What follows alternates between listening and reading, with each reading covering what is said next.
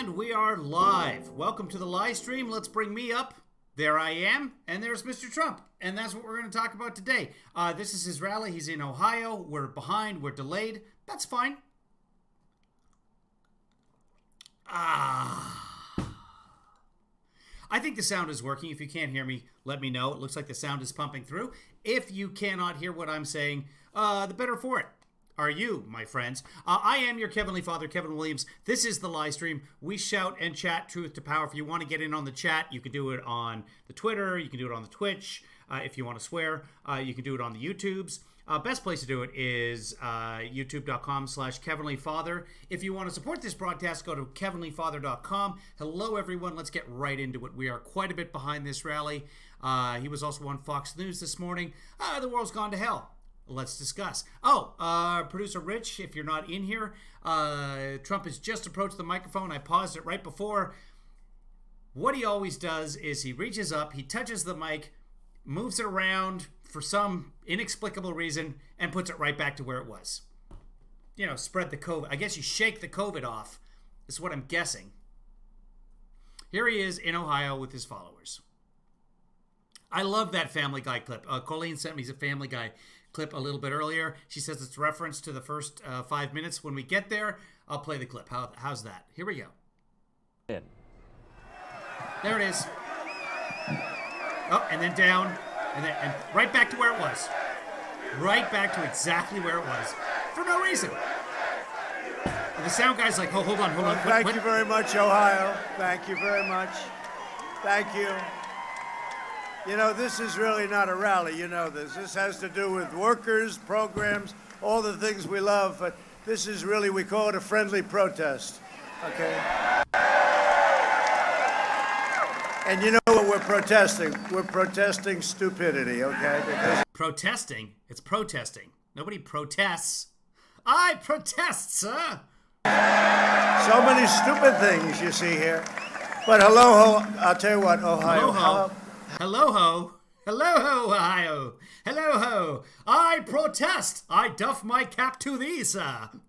How good have you been? How good have you been? Hello-ho. What did we win by? A lot. That's Hawaiian for fuck, you're stupid. And your governor's here, and he just said you're winning by a lot more this time than last time, so that's good. Thank you. Mike, thank you very much, Mike. But hello, Ohio, and thank you very much. I'm thrilled to be here in Dayton, the home of the Wright brothers. Whoa. The Wright brothers? I wonder what they would think when they see some of these episodes. Hold on. Why am I making noise? Ohio, and thank you very much. I'm thrilled to be here in Dayton, the home of the Wright brothers. Whoa. Why is he so angry? The sound guy is like, well, he was touching the mic, and I had the level set, and then he touched it and moved it around, and then he made it... Poor sound guy. I wonder what they would think when they see some of these F-35s and these crazy planes that we make nowadays that go thousands of miles an hour, right? I wonder. Feedback. But I want to just thank the very hard-working patriots who are the backbone of America. You really are. You're the backbone of America. This is an amazing group of people. Small businesses are the backbone of America. But anyway. This is an amazing group. You know, I'm going to another very nice spot in Ohio where we do have a rally, but I can't imagine you have many more people than we have here, but they will, about 10 times more. Now, this is for us and our friends and workers. We want workers. 43 days from now, we are going to win this state. We're going... Oh, is he doing two today? Is this just like I'm talking to the workers at this factory and then he goes somewhere else for an actual rally? Is that what he's doing? To win 4 more years in the White House. That's true. Oh, the mics are all screwed up here. They've got a crowd mic on that just gets way too noisy. Yeah, it's true. Thank you.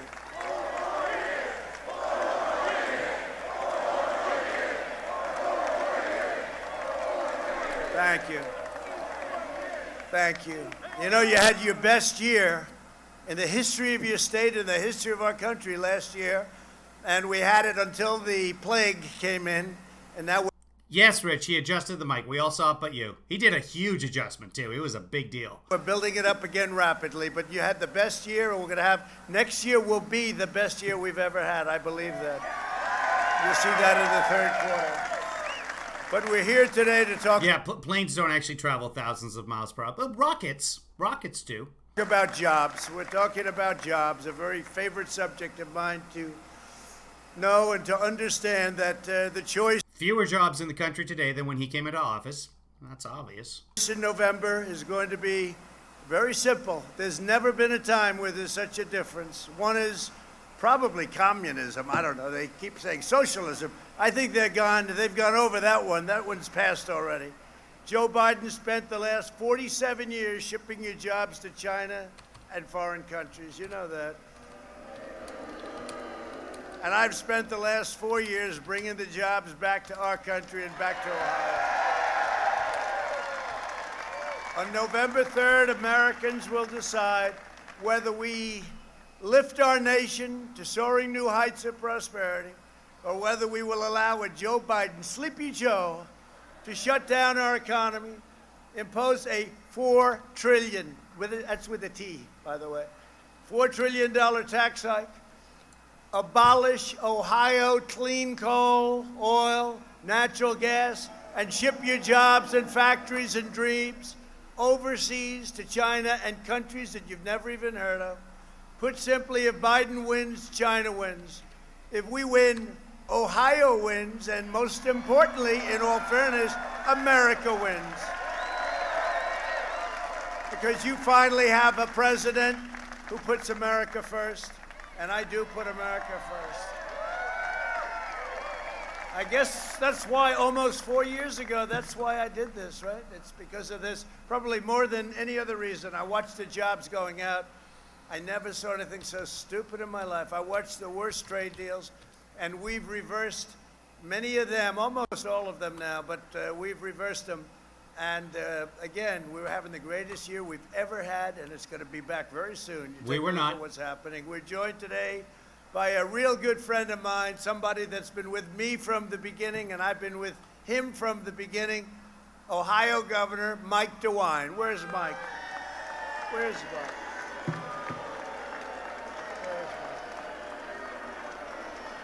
What's that on? He's opening up. He's open. Where's Mike? Thank you, Mike. Thank you. They're booing their governor because their governor has, done things fairly smart with the virus. Mike. He's a good man. And Lieutenant Governor John Huston.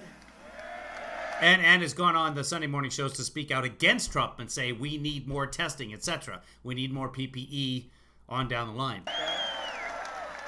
Good guys. Yeah. Thanks, John. Good job. Congressman Warren Davidson. Yeah. He kept saying every year, I heard, you cannot win unless you win the great state of Ohio. But they didn't say the great state. I say the great state. Fact check, everybody says the great state. And I heard it. I heard it for so long. It would be impossible. And then we won that night by, 9 points? What was it, Bob? 9 points. We won by a lot. David with Snopes says Republican lawmakers and strategists in Ohio say they are seeing research that shows a near uniform drop in Trump support from his 2016 totals across every suburban region of the state. And of course, in the urban areas, he didn't really have much support. In fact, it was the first I'm already not wearing a indication bra. that was going to be a tough night for the Democrats. They say, ladies and gentlemen, not only did Trump win Ohio, he won by a hell of a lot than we anticipated. Right?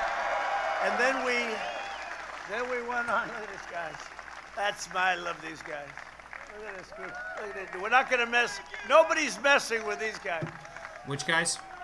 You know, they're great workers, but we use them also for security. If anyone gets a little bit rough, you'll take care, right, fellas? Thank you very much. Thank you. But we won it big, and that was the beginning of one of the most exciting nights in history, because we did something in 2016 that was amazing. And I'll tell you honestly, there is more enthusiasm now, and this is fact. In fact, they have a new thing. First of all, we're working very hard on getting a third Supreme Court justice. And I'm going to announce who that is. The only thing I'll say for the women, it will be a woman. Uh-oh. There are a lot of angry people. Okay, here's a question. Okay, it will be a woman. Does anybody here, please raise your hand if you have the courage. Is there anybody here that insists? Anybody here with a carriage, raise your hand. Get the kids out of here. We don't want the babies in here today. If you have a carriage, let me know. Does anybody remember, and this could be just in my head, but I think that after Biden said he was going to pick a woman for vice president, Trump was mocking him, saying that he painted himself into a corner by announcing that he was going to pick a woman. Does anybody else remember that, or is that just me? That it will be and should be a man. Is there anybody with the courage? Please put up your hand right now. A lot of women here. So, okay, ready? Supreme Court Justice, most powerful, most important, just the most important. You know, when you become president, they say this is The most important what? single most important thing the president does is pick Supreme Court. And by the way, by the end of the first term, we will have 300 federal judges. We won't. So let's give me a free poll. We do this. I have such fun with it. We do it. Give me a free poll, you know? If they go out, they charge hundreds of thousands of dollars. They interview like 19 people, which mean nothing. Here we got Has anyone been pointing that out on the Twitters in the news? I haven't heard it. That he was saying Biden should never have announced that he was picking a woman. Is anyone pointing? Is that just me, or does anybody? Are people talking about that? It's just we give him a pass on everything. There's so much crazy that the fact that he's wearing a shoe around on his head, just everybody's yeah, he does that, yeah. a lot of people. So give me a free poll. Who would like to see a woman justice of the Supreme Court? Okay. Who would like to see a male justice of the Supreme? Thank you. David says Trump said that Biden roped himself off into, a certain group of people. Court. The only one I hear there is women. Some women. What's that all about? I haven't seen it mentioned at all. He'll nominate the Hispanic, not Amy, unless Amy is also Hispanic. But I was just in passing, I glanced, and it was between a Hispanic woman and Amy Coney Barrett. I don't know if she's Hispanic or not, but he needs the Hispanic vote. If he's going to win, it's going to be with the Hispanic population. That's going to be the difference in this election, unless we actually get the turnout that we should get. If the young finally turn out, fantastic. Biden's a cakewalk. All right. Now, the most beautiful chocolate cake. So we were bombing Iraq. No, wait, Syria. But the cake, it's 5 layers. It will be a brilliant... Following up on David as well, Trump also said that some men were insulted by Joe Biden's decision to promise to select a woman as his running mate. Person, it will be... I have 5 that we're vetting right now. Remember last week he announced a list of 45. Now it's down to... Early this morning he said 4, now it's 5. I hear it could go as high as 6 or 7. I'd say 8, but I don't want to upset these people out here. Look at their light just went off. CNN, their light just went... It'll be a brilliant person. It will be a woman. It will be a woman. And we're looking forward to it. And we'll probably announce it on Saturday, maybe Friday, but Saturday. Now, I did hear about a poll today that's going to cheer you up. By the way, Donald Trump last time won Ohio 51% to 43%. Hillary Clinton was not a candidate for Ohio. 43%, kids. Oh no, but Hillary was... You have to win Ohio. Ohio, Florida, Pennsylvania. Those are your keys right there. Hillary Clinton, 43% in Ohio. That's a topic, that's a discussion for 4 years ago, right? That's done. We're done with that. That's over. Fantastic poll today. And I don't know whether this affects anybody's decision to vote, but they do these polls. Well, what do you think of should President Trump replace Ruth Bader Ginsburg before that? And it's, and Democrats 85% and Republicans 7% and the Independents 52%. Should Trump fill the vacancy or should it be done by the next president? Trump, fill the vacancy. Democrats, no, 82%. Republicans, 5 out of 10 Republicans said that he should not fill the vacancy. Republicans have been supporting Trump on every issue, somewhere between 5 and 20%. It hasn't been anything close to this. This could be the nail in it won't be, but it could. The fact of the matter is, we may have finally reached the tipping point. It is the first poll with tangible positive results that we've seen in forever. And it's a big day for our country. It's a big day for you. It's a big day for Yes, of course, Kennedy, but that was 1,000 years ago. The country's changed. Ohio. And so I think it'll be great. You know, I always love, I just said that, like, big day for Ohio, and I do it somewhat routinely. You ever notice where Biden goes out and he always picks the wrong location? Like if he's in Ohio, it's great to be in the state of Florida. Like you did the other day when you thought you were in New York and you couldn't pronounce the name of the city you were in Wisconsin, like that day? That was funny. You guys, you old guys, there you are. Looks around and he doesn't see too many palm trees. He said, are we in Florida? No, you're not. He did that 7 times. How do you do that? When you do that, you just walk off the stage. It's over. There's nothing you can do. You can make the greatest remainder of the speech. There's nothing you can do to save it. But the people of Dayton know better than anyone the terrible damage that Biden has inflicted over his nearly 50 years, 47 years to be exact. Can you believe it? For 47 years, Joe Biden shook the hands of American workers and then stabbed them in the back. He sent Washington vultures, I mean, think of it, all over. And they raked in cash, they raked in big money. Where's the son? Where is he? Where's the son? I'll tell you, where is he? What did I say? Where is? Can't remember his name, or? Go ahead. You know, we did that for fun. Where's Hunter? We did a T-shirt. That thing sold. We come up with these little gems. Where's Hunter? You know where he is? Yeah, he's in the basement with his father. I don't know. Biden was sending out vultures to scour the land for money. I didn't know vultures did that. Yeah, where's Hunter?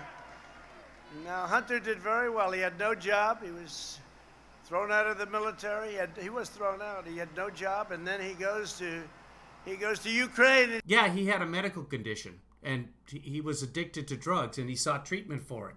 And yes, he got discharged from the military.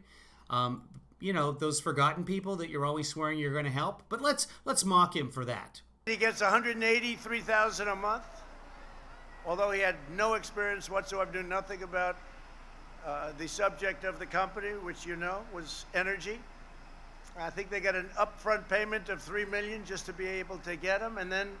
I mean, after listening to all this, there's no way I'm voting for Hunter. That's it. Think of that. Can you put $183,000 a month and $3 million? This figure changes every time he has a speech. Upfront payment. How about that? I'd take that one myself, you know? Oh, because we can make that happen. And then they go to China. He walks out with $1.5 billion to manage, which is millions of dollars a year. The whole thing is crazy. And the fake news doesn't want to cover it. They don't want to cover it. Did you see the interview the other day with Anderson Cooper the other night? It was a town hall. Softball. That was like, here, Joe. So we'll see. We have a debate coming up, and who knows? You know, look, he's been doing this. You know what? He's been doing it for 47 years. I've been doing it for 3.5 years, so he should be able to beat me, I would think. He's much more experienced. He's great. Oh, he's a beauty. But he betrayed you. He lied to you. He abused you, which is why it's time to retire Joe Biden. This is serious. Joe Biden abused you, says the guy who's let 200,000 Americans die. Serious stuff. I don't understand the mentality. And maybe somebody's out there watching right now. Maybe you are the type of person who doesn't want to wear a mask. And that's that. Because freedom. And you don't mind rolling the dice that you might get sick and stay sick for a long time or die. No one really worries much about dying because it's just so incomprehensible. Well, some people do, but the vast majority of people do stupid things all the time. We do a lot of things that if we really thought about it. For example, if cars were invented today, no way they're ever approved to get on the road. Because they're just deathmobiles is what they are. So if you're out there, the debate tomorrow? No, we're not doing the debate tomorrow. That's on the 29th. What are you talking about? Debate tomorrow? You're scaring me, Stephanie. If you're out there and you're watching and you won't wear masks, you just think the whole thing is a hoax or what, let us know. Please come into the chat room on the platform that you're using. It should send your chat into that chat over there. Otherwise, go to youtube.com/KevinLeeFather and join the chat. I'd love to hear from you. Tell me what's so bad about wearing a mask. I want to know. I want to understand. And I will be right back.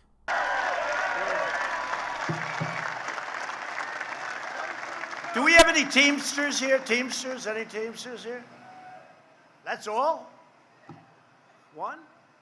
All right. Well, I did a big favor for the Teamsters. You know, they had a trucking company. I think 30,000 jobs going out.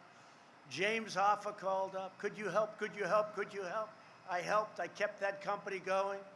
They saved 30,000 jobs. But then every year they always endorse the Democrat. Doesn't matter good or bad. And James Hoffa, I'm so disappointed in that guy.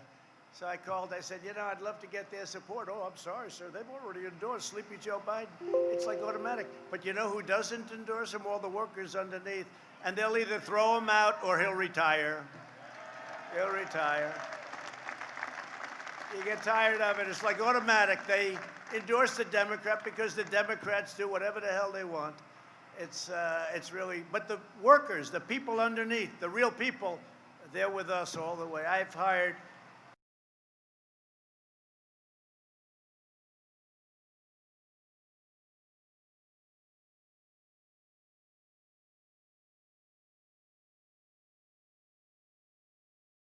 thousands and thousands of Teamsters, all the concrete worker buildings in Manhattan, but they're just like wedded.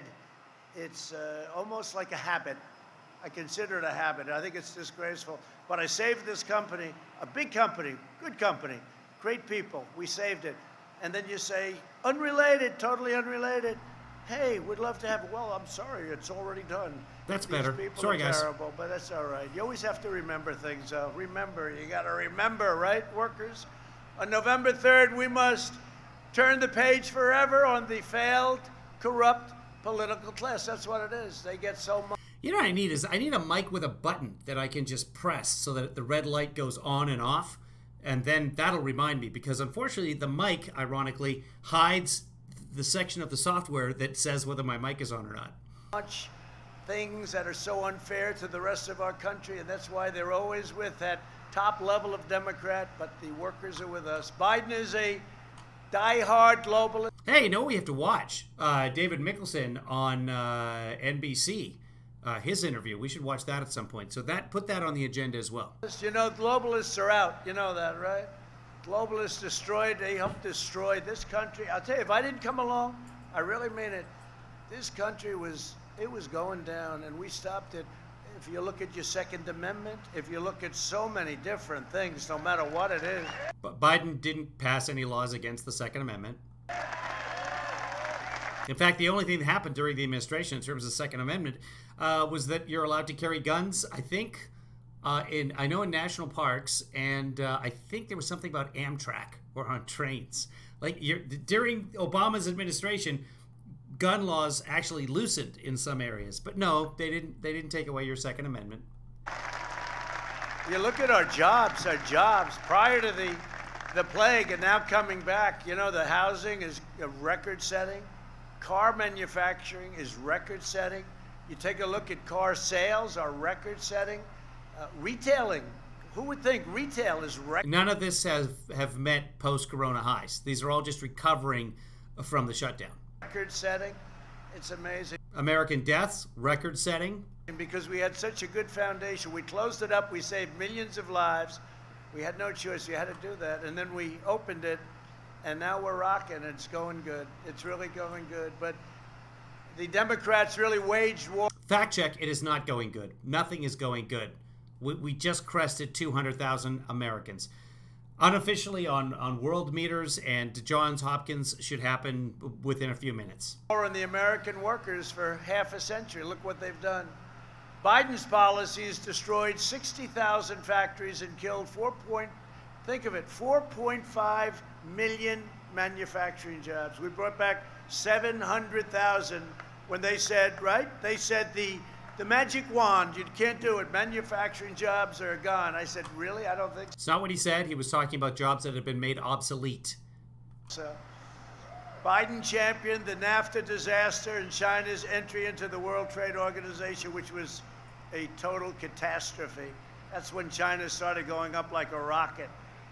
You know, they're considered in the World Trade, they're considered a developing nation. No, they're not a developing nation.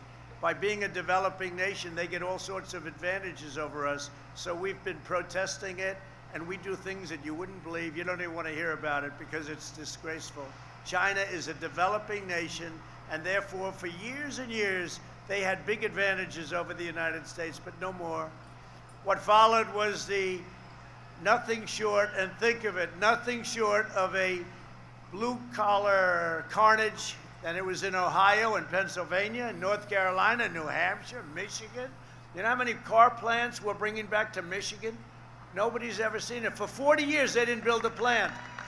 And now they're building them all over. And I tell countries,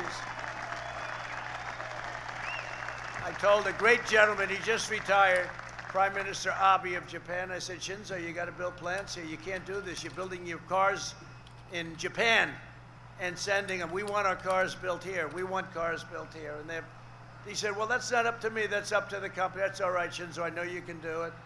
The next day, they announced 5 plants. I mean, you know, what can I tell you? I know my people. It's up to Shinzo. It wasn't up to anybody else, but he's great. The workers of America will never forget Biden's economic treachery. They will remember in November after Biden betrayed, and think of it, all the betrayals on NAFTA and China, 40% of all of the manufacturing jobs. Do you know how many car companies, how many car factories he opened or brought to Michigan during his term? 1. And that's one that's not even open yet. It's due to open in 2021. And that was part of a package of investments in 5 other Fiat Chrysler plants in the state. So they already had the plants there. They're opening up one new one. And according to Professor James Rubenstein at Ohio's Miami University, Trump can count it as a new plant because it closed back in 2013 before he became president. So it's a factory that's opening up again, which is good. There's nothing wrong with that. But you remember when he was in Michigan, he claimed that the Japanese told him they opened up 5 new plants. We're opening up 5 new plants the next day is what he said, which is complete nonsense. I wasn't listening to what he was saying about Shinzo Abe right there, but that was the story he told before and finished with the 5 new plants. It hasn't happened. It never happened. Were shipped out of Dayton. Now, the good thing is your roads, you didn't have a lot of traffic, so that's the good news. Everything else was bad, right? Everything else was bad. 30,000 Dayton families saw their jobs disappear overnight. By 2016, the per capita income in Dayton had fallen 12% below the national average of $50,000. Remember this. They may have been 15% below the national average before that. There's no... These numbers are incredible, what's happened in 3 years. Ohio lost 1 in 3 manufacturing jobs, 2 out of 3 iron and steel mill jobs, and half of its auto jobs, courtesy of Joe Biden and that crew, that group, that whole ideology. And now, of course, his ideology has changed. He's so far left. Now, just so you understand, he has no choice. It's not him. He's being pulled left. You see where Kamala, she's another great one, that one. You see her poll numbers? Her poll numbers were going down, and nobody treated him worse than to Kamala, right? And she said the Harris administration and working with Joe Biden. Did you see that? But he said worse. He said the Harris, right? He said the Harris-Biden administration. And I heard that. I actually heard that live, although it's not real live, I'll tell you. It's sort of half. So in terms of Ohio jobs during Trump's administration, the manufacturing jobs, during his administration, Ohio added just 3% of the national jobs in manufacturing that were added, which is a very poor showing considering Ohio is a manufacturing state. An increase of only 2.1% from his election until the end of 2019. 2.1%. So less than 1% per year. That's the manufacturing jobs that were added in Ohio. That's pathetic. Half gone. It's shot. It's shot. But he said the Harris-Biden administration, and that's where it is. Look, this guy is shot. I mean, He used to say that RGB was shot. RBG was shot. I'm shot. if he makes it, it's going to be, I'm going to come back to Dayton. I'm going to say, what the hell happened? No, you said you'd never talk to us I again. will have lost to the worst You promised we'd never hear from you again. presidential candidate in the history of politics. I really believe that. The guy can't speak without the teleprompter. Although, I'm telling you, I think, she says this, I hope you're right. I hope Is this going to be one of those only in Ohio things? What'd she say? I think she's teleprompter. Although, I'm telling you, I think she Not going to happen, I think. says this, I hope you're right. I hope you're Thank you. I hope you're right. I tell you, the country can't afford it. I wish they would serve alcohol at these events so that the heckling just never stopped. Like the crowd becomes part of the show. They're just like, yeah, we love you, and I love you guys so much. I love that chant. We love you, and then it just goes on. It's not gonna happen. I have that tie. One thing I've learned Yeah. is that President Xi of China, President Putin of Russia, Yeah. Kim Jong-un, North Korea, every one Yeah. of these leaders, Yes. they're not shot. And we can't The dictators. So you're gonna compliment the dictators. Keep going. have somebody that's sleepy. We can't have a sleepy guy negotiating for us. Oh, would they like to Yeah, power nap is actually a very good idea. A lot of executives do it, but yeah, sleep. see him, though? Did Why do you think these executives have couches in their offices? you see? Would they like to see Joe? Yeah. It's their dream to see Joe. How about Iran? You think Iran might like to see Joe Biden? They'd go back, they'd say, give me another $150 billion. Everyone but Putin. You know, we gave him $150 billion. We gave him $1.8 billion in cash. You know what that looks like? $1.8 billion in cash. It's a lot of cash. And I'll tell you what, It's their money. if and when we win, we will get a call with about 9 seconds after the victory. And it'll be Iran's going to want to make a deal. We want them to make a deal. We want them to be good. We want them to be strong. They just can't have a nuclear weapon. That's all. It's very simple. Can't have a nuclear weapon. Man, if only we had some sort of arrangement, some sort of deal with Iran that prevented them from getting the nuclear. But I told people, I said, don't talk to them now. Look, they want to wait. This is the gift. If they could do that, if China could do it, I mean, think of it. If Russia could do it. By the way, nobody's been tougher on Russia than me. With the sanctions, Reagan. with the, I exposed, right? Nord Stream 2, that's the pipeline. No, you never heard of Nord Stream until I came along. I said to Germany, let me No, the people in Germany and Poland and the Ukraine, they all could see the pipeline. It's not exposed. get this straight. We defend Germany, Yeah, right? We Yep. defend Germany. right. And that's it. They don't pay what they're supposed to pay. They're delinquent, they're delinquent. It's not how it works. So I said to Angela, and I like Angela, but I said, but she's smart. Why should she pay if she doesn't have to? So I said, Angela, so we defend you against Russia, and you pay billions of dollars to Russia. How does that work? Explain to me, what's that all about? But you never heard about that stuff. Well, because the economy and your association with enemies of your country, those are not necessarily linked. I mean, they are. One affects the other, certainly. But just because you're threatened by one country doesn't mean that country doesn't want to make money off of your need for energy. That's the way it works. It's how the balance is kept. Give tank busters to Ukraine. We sell them in theory. I should say they aren't directly linked. You can. I mean, we during the Cold War, we were sending grain to Russia. Why? Because it generates income for us, and we use that income to purchase things. That's how the whole system works. I don't know if we'll ever get the money. We sell them, but he. That's a difficult question to answer because so many countries own bonds that America has taken out loans on. So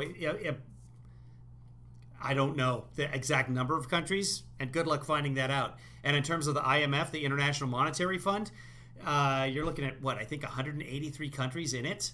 So it's a crazy system. It's a faith-based economy. But as long as none of the bricks collapse, then the Jenga tower continues to stand. He gave pillows. Maybe he got them from Mike Lindell, the pillow man. You think when Obama sent pillows over to Ukraine, I send tank busters, they send pillows. Then the fake news goes, let me tell you, we have been very rough. But at the same time, He's right, I did go. Oh, that is exactly what I did. Exactly what I did. Because he didn't. There is not pillows versus tank busters. Get along. I like Putin. He likes me. We get along. It's better. Isn't it? Wouldn't you say it's smart to get along? Okay? Smart. With your enemies? No, not smart. Not smart at all, because they are doing things behind your back to erode you. That's what's happening. But you're just getting along fine, having a nice piece of cake. I got along with President Xi, but I don't know. After what happened here, I'm having a hard time. But they're buying a lot. The trade deal has been incredible. They have been living up to it, in all fairness. The largest order of corn in the history of our country, largest order of soybeans. I haven't been able to find evidence of that, but maybe. It means less now, you understand, right?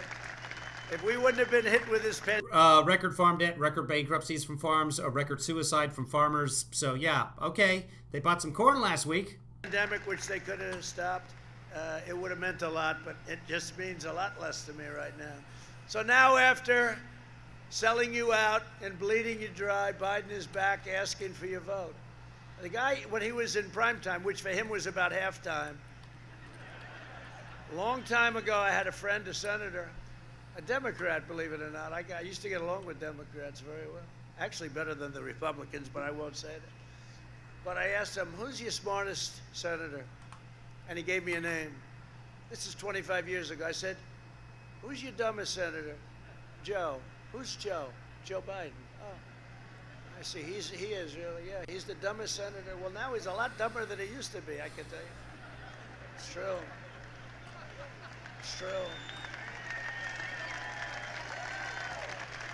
It's true. Yeah, because the CDC failed to test during February, there was an error in the manufacturing project, in the manufacturing of the tests, and states were doing the testing with the kits that they'd been sent. What nobody realized until way too late was that the tests themselves did not work. They were contaminated. Consequently, the virus was spreading, especially coming into New York from Europe. Testing, it was spreading and seeding and killing Americans. That's why we had that first wave going through New York, Connecticut, New Jersey, and then, of course, spreading out throughout the rest of the country because the CDC screwed up the tests. And whose CDC is it? It's Trump's CDC.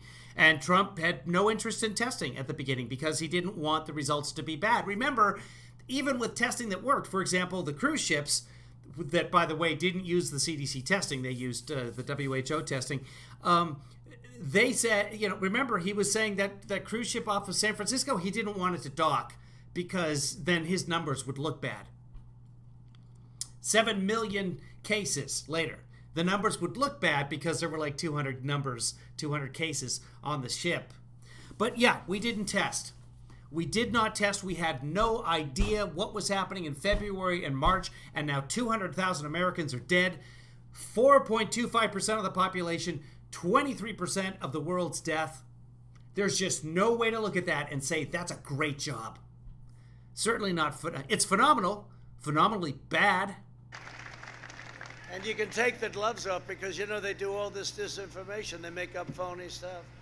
Like the military with what he said. I think it's a disgrace. And he should apologize. A source said.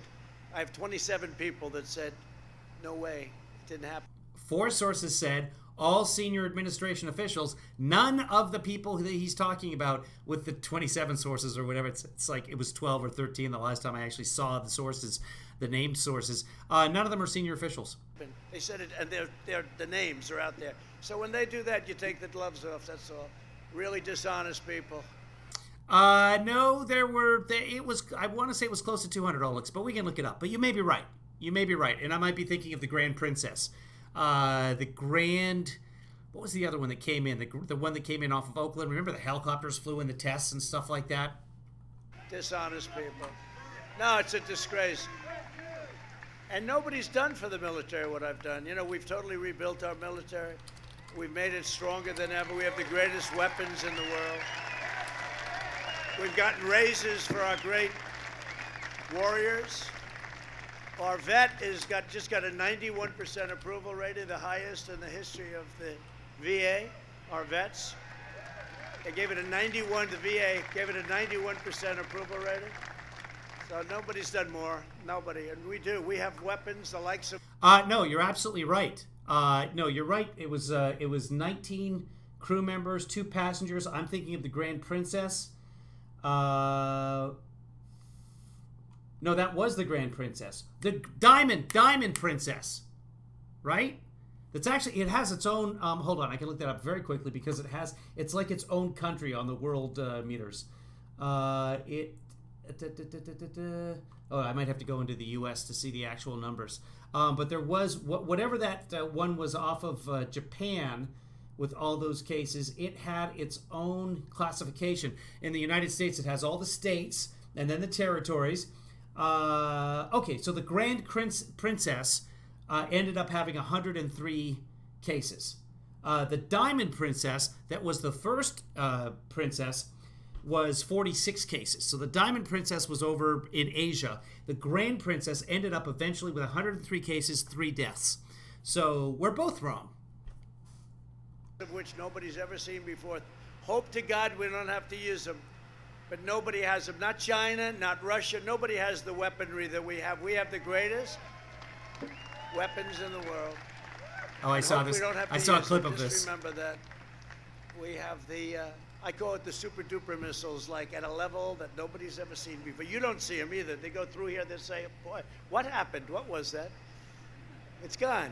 It's here. There it is. I hear a noise over there. Where is it? It's gone. It's over there. But it's... What's it called? Hydrosonic. I call it super duper. Hydrosonic. You know, it's powered by water, but it breaks the sound barrier.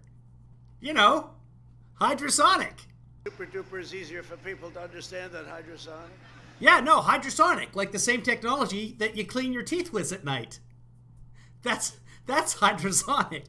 It's a hydrosonic. But thanks for making it super duper. That I understand. Hydrosonic is so complicated, so Latin-y. But you know, we have the greatest, $2.5 trillion we spent. The greatest weapons in the world, the greatest weapons that this world has ever seen, without a question. I don't have to say what they are. In fact, the fake news said, he just gave away classified information. I said, no, I just said we have the greatest weapons. Well, now the Russians know that we're powering our missiles with water. So that is kind of giving away classified intel. Because until now, no one has done that. Weapons. I didn't tell you what they are.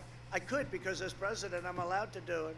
I mean, you know, Hillary Clinton's the one that gives away classified information. Is she, though? Is she? That's it. I'm not voting for Hillary.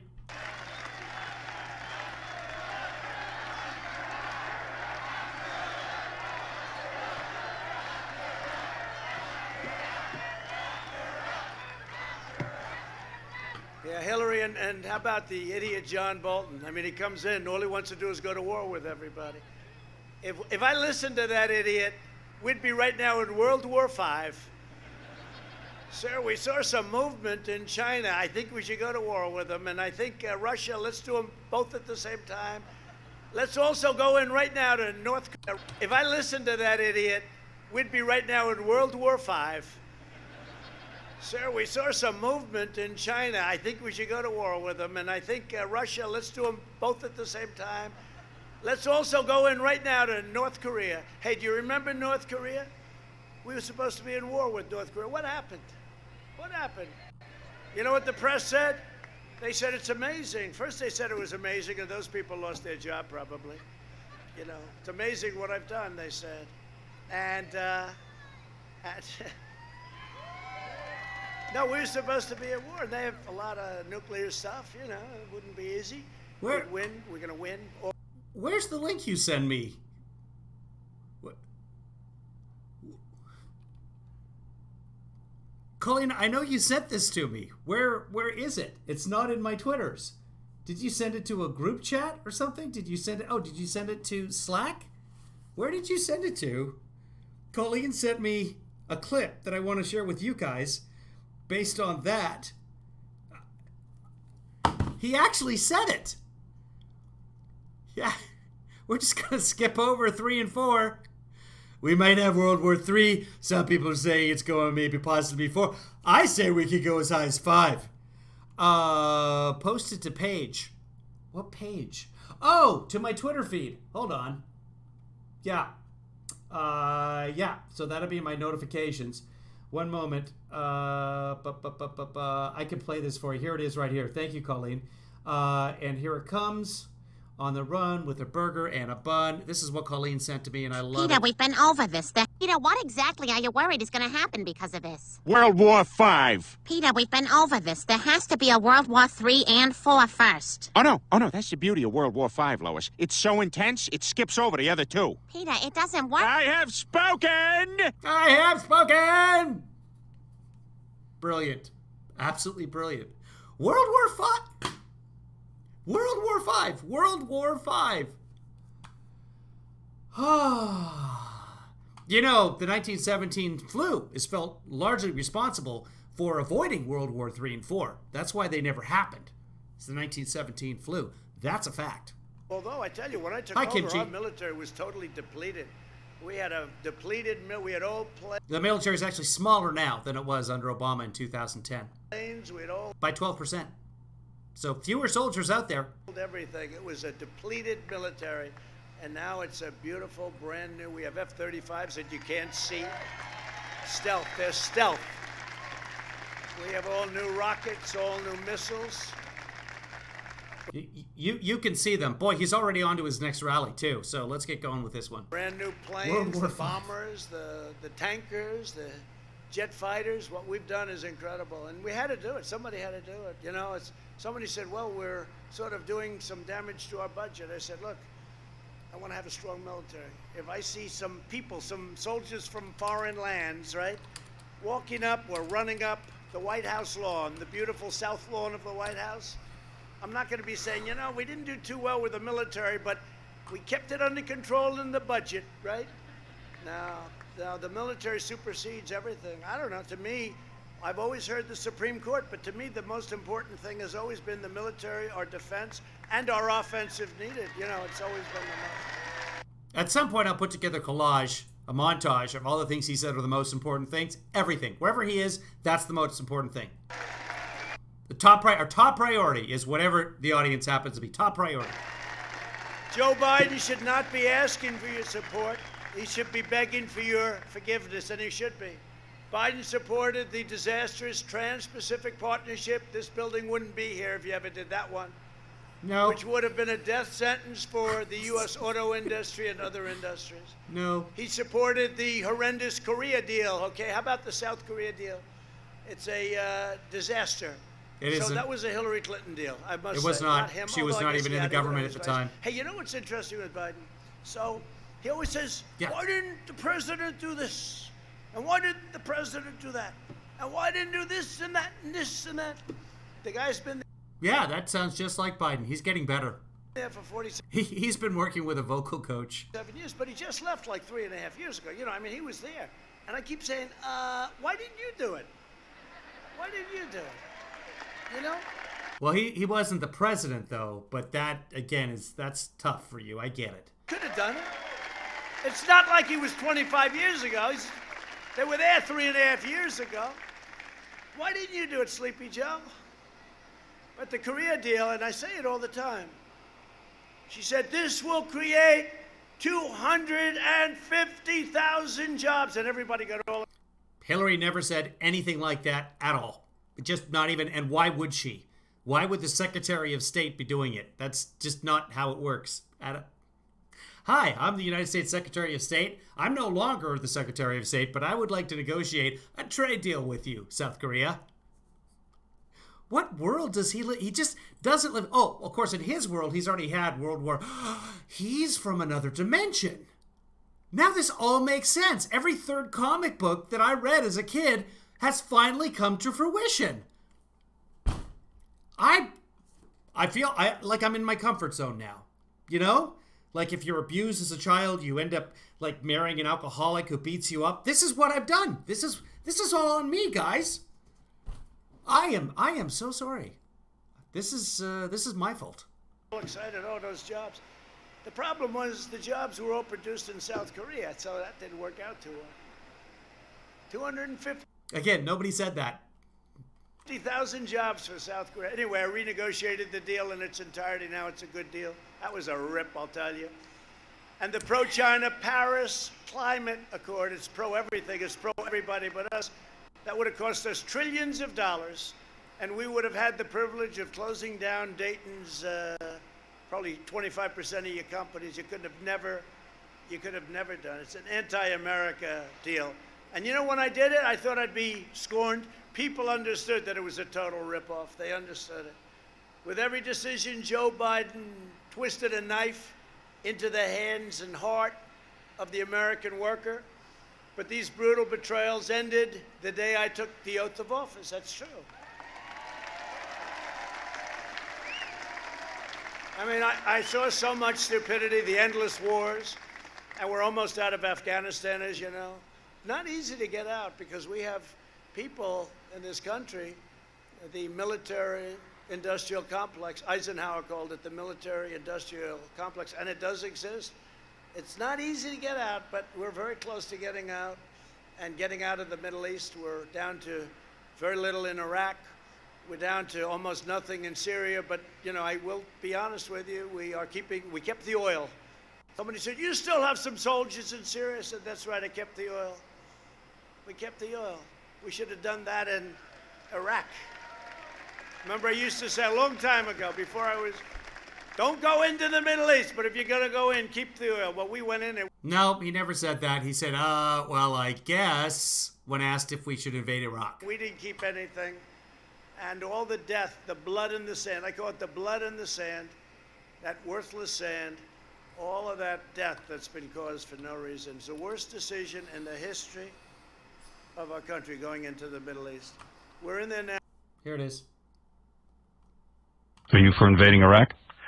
Yeah, I guess so. You know, I wish it was... Well, yeah, I guess so. That's not a no. He said don't go in there. Nope, never did. Now, $8 trillion, we're almost out. $8 trillion and nothing but death. And millions of lives, if you look at both sides. I'll look at both sides. Somebody would say, oh, he shouldn't be looking at the other side. I'll look at both sides. A lot of innocent people were killed. We lost incredible soldiers. I see the coffins, the caskets come in Dover, and I see it, and I said, oh, boy. So a little story about John Bolton, if you want to hear it. John Bolton went on the Sunday shows after the negotiations with North Korea, in which the parties couldn't come to any agreement. Remember, there was the one meeting, and everybody was happy. Oh, we're going to do this, we're going to do that. And Kim Jong-un got to get his recognition, and he became a real-world leader, and he was very happy about the whole thing. And then they had that second meeting in Vietnam, and the sides couldn't come to an agreement of any kind. And the story coming out of the Trump administration was, Trump stood up and walked away. And then on the Sunday shows, John Bolton was talking to Chris Wallace on Fox News Sunday and said, yeah, Kim Jong-un got up and walked away from the table, which the Trump administration absolutely had a conniption fit over. And then on the subsequent Sunday shows, Bolton said that it was Trump who walked away. Because the shows have to do prep work. They're not watching the other shows. But on Wallace's shows, he admitted that it was Kim Jong-un who ended the negotiations. And that was the beginning of the end of Bolton. After that, I noticed far less of a Bolton presence around, and Trump said nothing nice about Bolton moving from that point forward. And a couple of months later, he was gone. And that's the story of John Bolton. Why did they do this? My first week, I withdrew from the Trans-Pacific Partnership and saved that whole business of so much. I extended. Hold on, kids. Guess what I found? I didn't even realize I had this. What did Kim say? He walked away from. In those prisons and those camps, you have a lot of people, and some really bad things happened to Otto. Some really, really bad things. Why are you? But he tells me that he didn't know about it, and I will take him at his word. Well, the Warmbier family was shocked at that, and so were top Republicans. So at the beginning of that clip right here, I think I was saving that for Warmbier, but here's the beginning of the clip. Kim walks away. What did Kim say? He walked away from. In those prisons and. I don't know why I clipped. Oh, I think maybe this Fox News Sunday did. But yeah, so, and then later in the same show, he said something to that effect as well. But Kim walked away from the negotiations, which Trump is always saying. You'll notice just he'll start talking about the Iran nuclear agreement at some point and saying that, what's his face, never walked away. John Kerry never walked away. He never walked. You got to walk away from these negotiations. That's the art of the deal in a nutshell. Start a negotiation, get up at some point and walk away, and then they'll come back to you with a better deal. That's how you might buy a car, not how you do international negotiations. But he was mad because Kim used the art of the deal against him. And what I had to do is I extended for a short time and then totally ended NAFTA. Do you know NAFTA is the worst trade deal ever made? Ever made. Like 95% of NAFTA is still active, by the way. And we did the USMCA, Mexico, Canada. We have a great deal.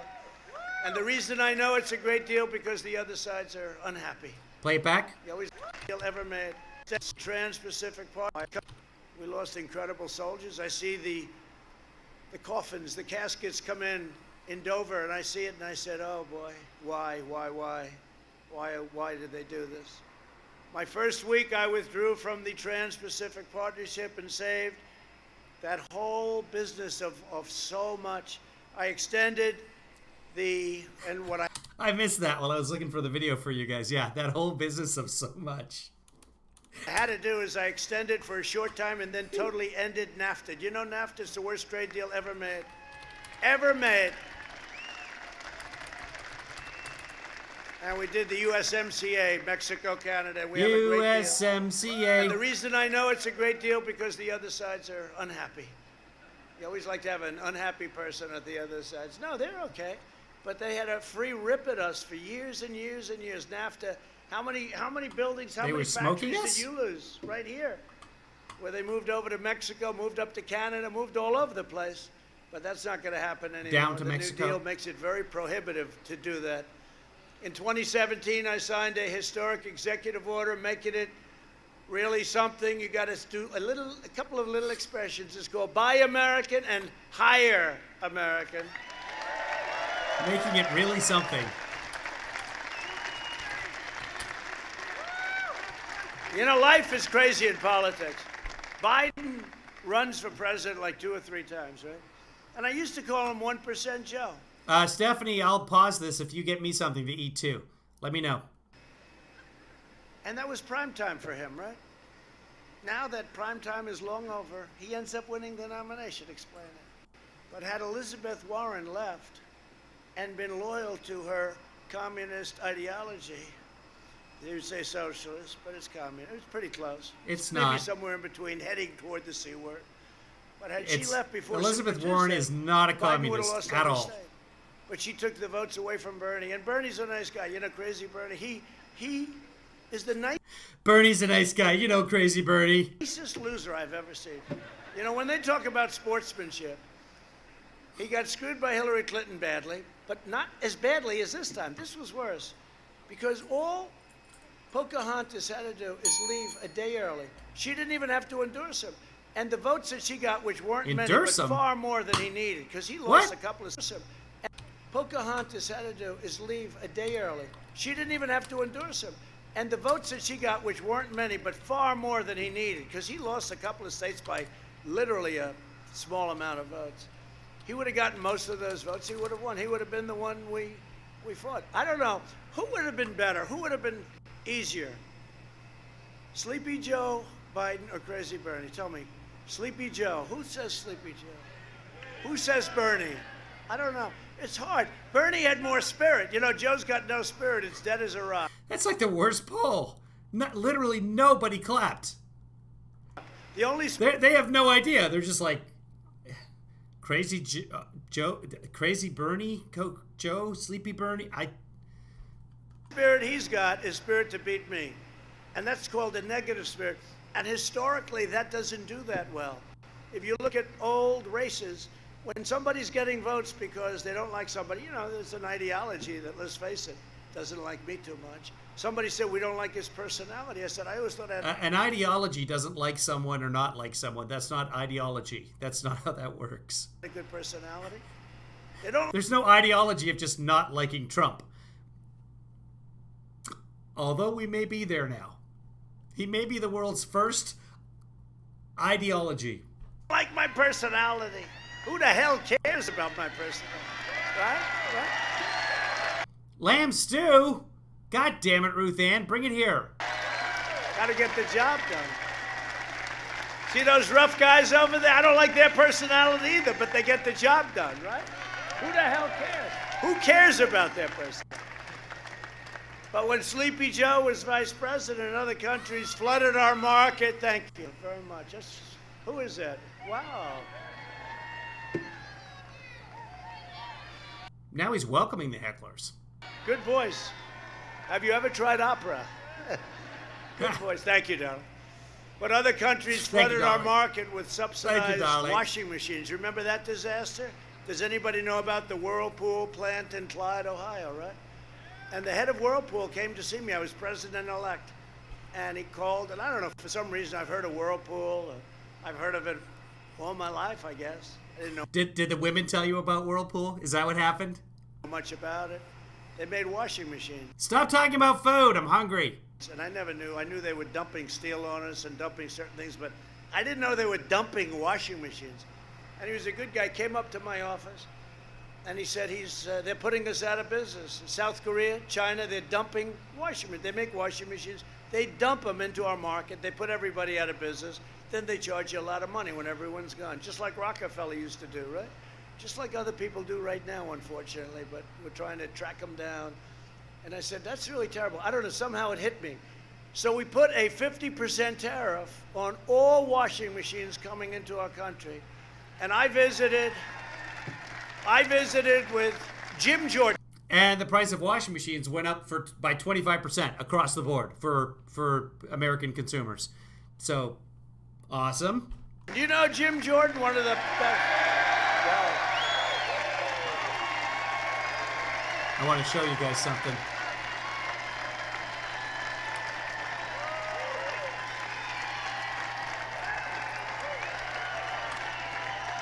You know, he's a great wrestler. He was a great...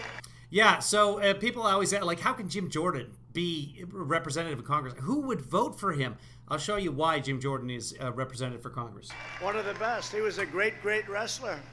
Really a phenomenal wrestler, a real champion, NCAA champion and all, Jim. And that's the way he is. He's a tough guy. No games, right? Well, no games. And he works with our guys here, your guys. And he was great. But it's Jim's area. And we went up and saw the plant, and they're making thousands a day. I mean, they gave me a number. Speaking of Jim's area, this is Jim's congressional district. See the seahorse right there? That's his district. This is gerrymandering. This is anywhere that Democrats aren't. This is packing the Democrats into all one district around Columbus and making this, which is not a county, by the way. This has nothing to do with county lines. This is a seahorse of gerrymandering. Either that or it is a handgun with a shoulder harness. Probably more appropriate.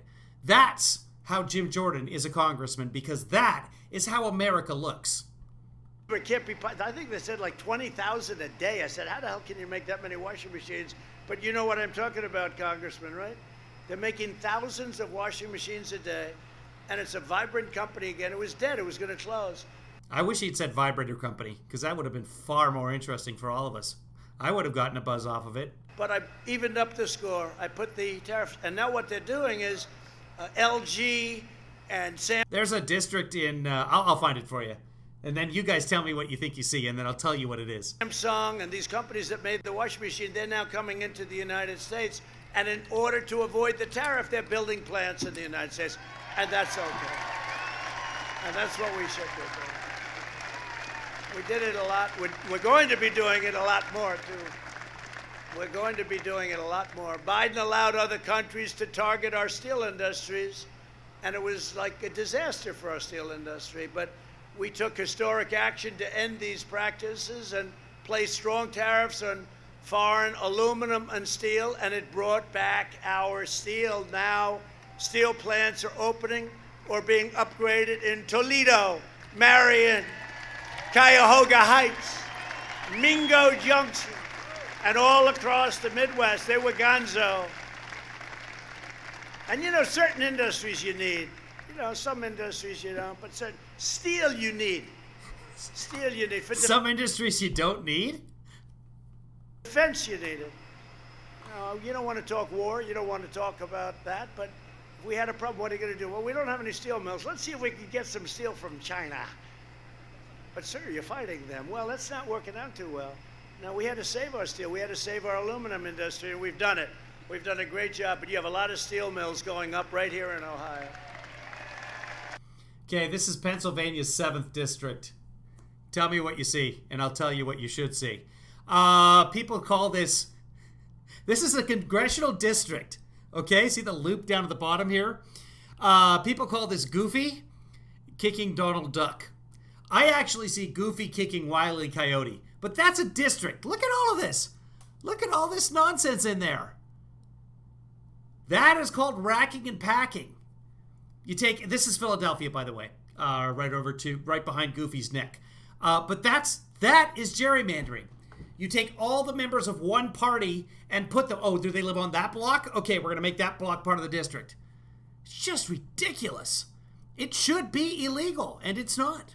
It should be bipartisan committees that put this together. Computers should be involved. That's a district. Goofy kicking Donald Duck. And you could just look that up on Google, and that's what'll come up, because that's what everybody calls it in Philadelphia. And a lot of them being expanded, and they're really state-of-the-art. As Vice President, Biden did nothing as China stole our intellectual property, flooded our markets with dumped goods, unfairly subsidized its industries, manipulated its currency. They're the greatest. Fairly subsidized its industries. Manipulated its currency. They're the greatest in the world at that. I go to my guys, they say, what about doing a little movement on the dollar? Sir, we can't do that. It has to float naturally. Well, China does it. China, you talk about a manipulation. Man, it's like a yo-yo. Well, then you shouldn't have put the tariffs on, because now the dollar's really high, and that hurts Americans trying to send things overseas. Not just in China, but all over the goddamn planet, which is why we now have record trade deficits. Genius. Let's see. Let's raise it. Let's lower it. Let's do this and that. So this is the story. By the way, Trump just admitted that he tried to manipulate U.S. currency. That's what he just said, and he's upset that he can't. But we actually called him on it, didn't we, Congressman? Turner, by the way, you did such a good job. You are a hell of a lawyer. You could represent me any day. Actually, he did. He actually did represent me. Right? Davidson, Turner, what a group. They're tough. And then you add Jordan into it. They like him, though, don't they? Huh? They like Jim. And they poisoned our communities with fentanyl. You know that? Instead, Biden allowed China to ravage our towns, raid our factories, and rip apart our communities. That's what they did. And then he goes in and he brings his son. Hey, see if you can give him some money. Give him $1.5 billion. I went to Steve Schwarzman. Steve Schwarzman's like one of the biggest guys on Wall Street, Blackstone. Yeah. I said, Steve, what are the chances? He does a lot of business with China. I said, Steve, what are the chances of somebody walking into an office in China and in 10 minutes walking out with $1.5 billion to manage? He said, 0. He said, I couldn't do it, and I have this great company. It's a disgrace. How about worry? You know what is a disgrace, as a segue? Steve Schwarzman, the CEO of Blackstone, has had his spokesman tell us that he has never had a conversation with Donald Trump involving a Biden, Hunter or Joe. It's never happened. But again, Trump knows he can do whatever the hell he wants and get away with it. There are no ramifications for the executive branch. We have to fix this. Points, and he says, you're not getting your $1 billion unless you get rid of that damn prosecutor. And then they says, they got rid of the prosecutor. Here's your $1 billion. Does anything happen? Nothing happens. No, because that's what we wanted. You know who else wanted that? All of our allies, our so-called allies. You know who else wanted that? The IMF, the International Monetary Fund. You know who owns most of our debt? The International Monetary... Republicans just have to... Oh, and Blackstone, by the way. Get so much... I'm so angry at Republicans. So am I. I'm so with you. Trump finally got something right. I am so angry, but a lot of things are happening. You're reading the papers also. A lot of things are happening. You know, they spied on my campaign. We caught them. And by the way, that's Biden. That's Obama. They spied on my campaign. Where is he going with this? This is going to be interesting. It's Buckle never up, kids. happened before. It's treason. Comey and all the sleazebags. They spied on my campaign. And we caught them. Let's now see what happened. I stay out of it.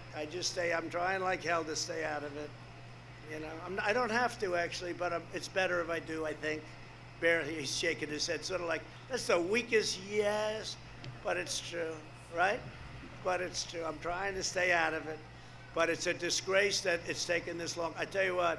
I really wish he would stick to a tangent, because some of them are going to be pretty interesting if he ever gets to the end. People are bad. By the way, that was the white power symbol. Bad people. They've That he's just making okay. done things. What they've done to General Flynn and to other people is a disgrace. It's a disgrace. And many others. Don't leave the party, Leslie. Use your position in the party to pressure them. Don't leave until after the election. Once your ballot gets there, boo, I'm voting straight blue. I've never done that. I'm not a Democrat. I've always been an independent. Never in my life have I voted down party lines. This will be the time that I do it. I live in California. It's not going to make a damn difference. Adam Schiff is going to win. Biden's going to win California. Down the line, it's going to be all. But no, I'm done voting for the Republican Party. But Joe Biden's agenda is made in China. My agenda is made in the USA. It's very simple. Literally doesn't have an agenda. There is no Republican platform this year. None. No agenda. And I took the toughest ever action to stand up to China. Which was what? And their decades of pillaging, plundering, looting, including these massive tariffs. You know, don't forget, I charged tariffs, took in tens of billions of dollars. Nope. They targeted our great farmers. Do we have any farmers here? Any farmers? In Ohio, yeah. Well, am I correct? We gave the farmers $28 billion. Thank you very much, China. They went to 4% of the farms, because the large they were farms. targeted for 28 over a 2-year period, 12 and 16, right? Did you get your check? And you might not be in business if I didn't do that. Remember he asked Good. that? And now he's talking to one farmer. But he asked that at one of his other rallies. If you watched the live stream, you would have seen that. But he asked, hey, and how's that money coming from the $28 billion? Huh? Am I right? Am I right? This is not Trump's voice. But it's like, no, the farmers haven't been getting the money. Good, thank you, darling. Millions of it went to a couple of what you call agri producers. Basically, they own pork plants, but they're based out of Brazil. They got the money. Just give me the right answer. I should look that up as well. A pair of brothers from Brazil ended up getting millions of dollars. I think $6 million that was supposed to be spread around to the farmers. And I've got to look that up and see if that plant is one of the ones where there was a bunch of COVID deaths as well. You know, just fun connections. That's what I do with my time. I sleep alone. It's always dangerous to do that. No, I never got the money, no. She got the money, yep. But once again, Joe Biden has sided with China. You know what, though? Sleeping alone is fun because nobody touches your bum in the middle of the night, just to reach over. I just wanted to touch you. Just touch you. And in your dream, like the dinosaur that you were battling is now just like touching your bum. Like, why?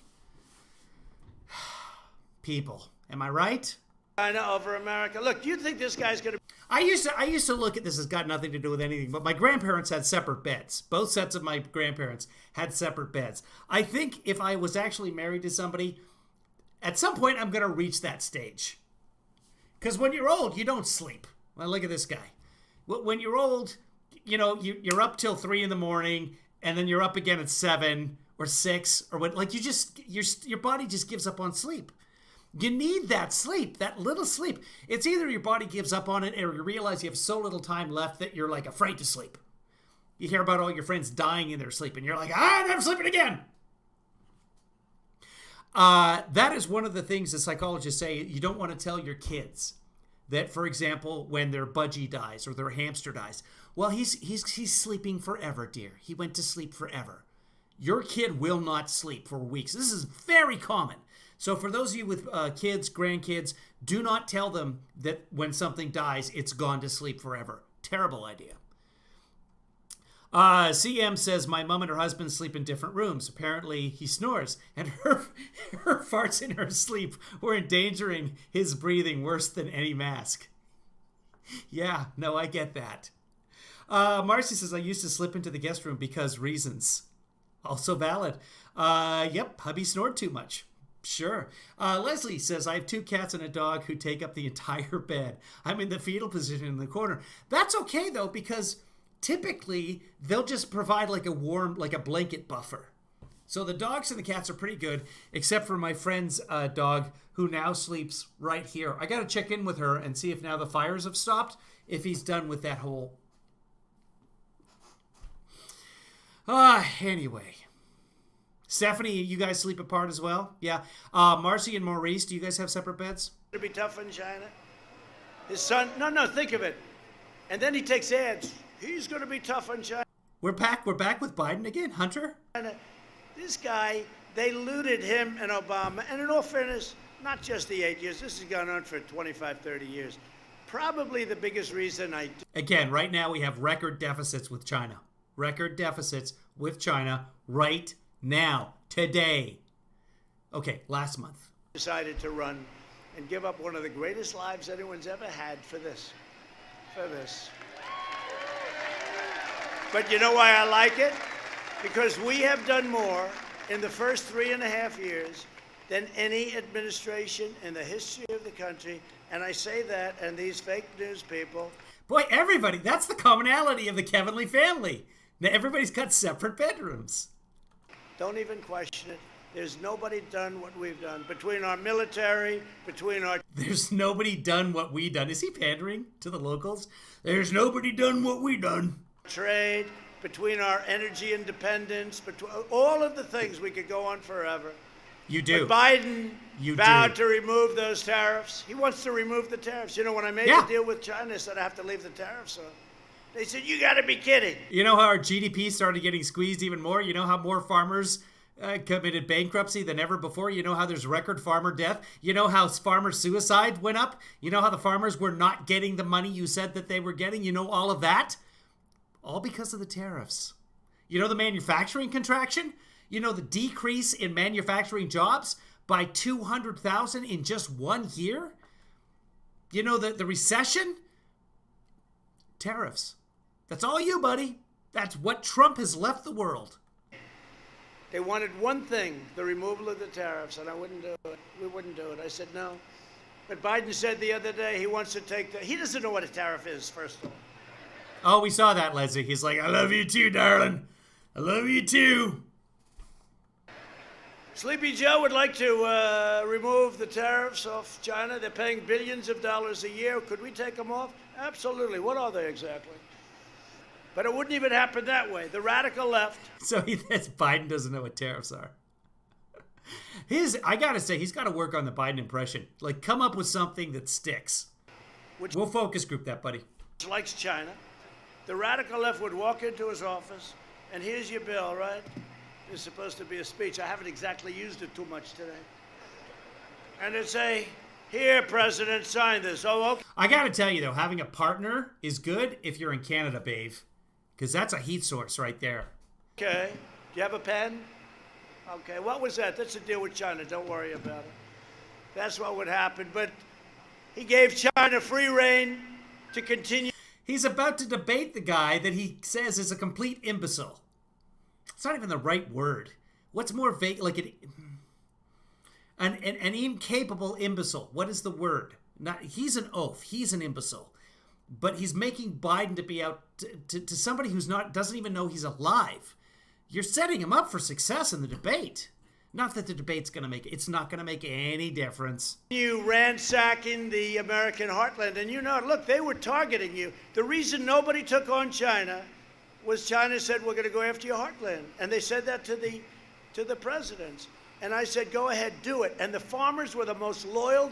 They all said, we've got to do it sometime. They told me that. I mean, they told me that loud and clear. We didn't lose anything with the farmers. They said, somebody's got to do it. And I said, here's what we're going to do. We're going to let them target you. They're going to stop buying. We're going to charge them tariffs. And I'm going to give you back the money that you lost, that you were targeted for. And we're going to have tens of billions left over for the Treasury. That's exactly what happened. Nobody else ever thought of it. Joe Biden is weak. He's too scared to stand up to the radical left in his own party.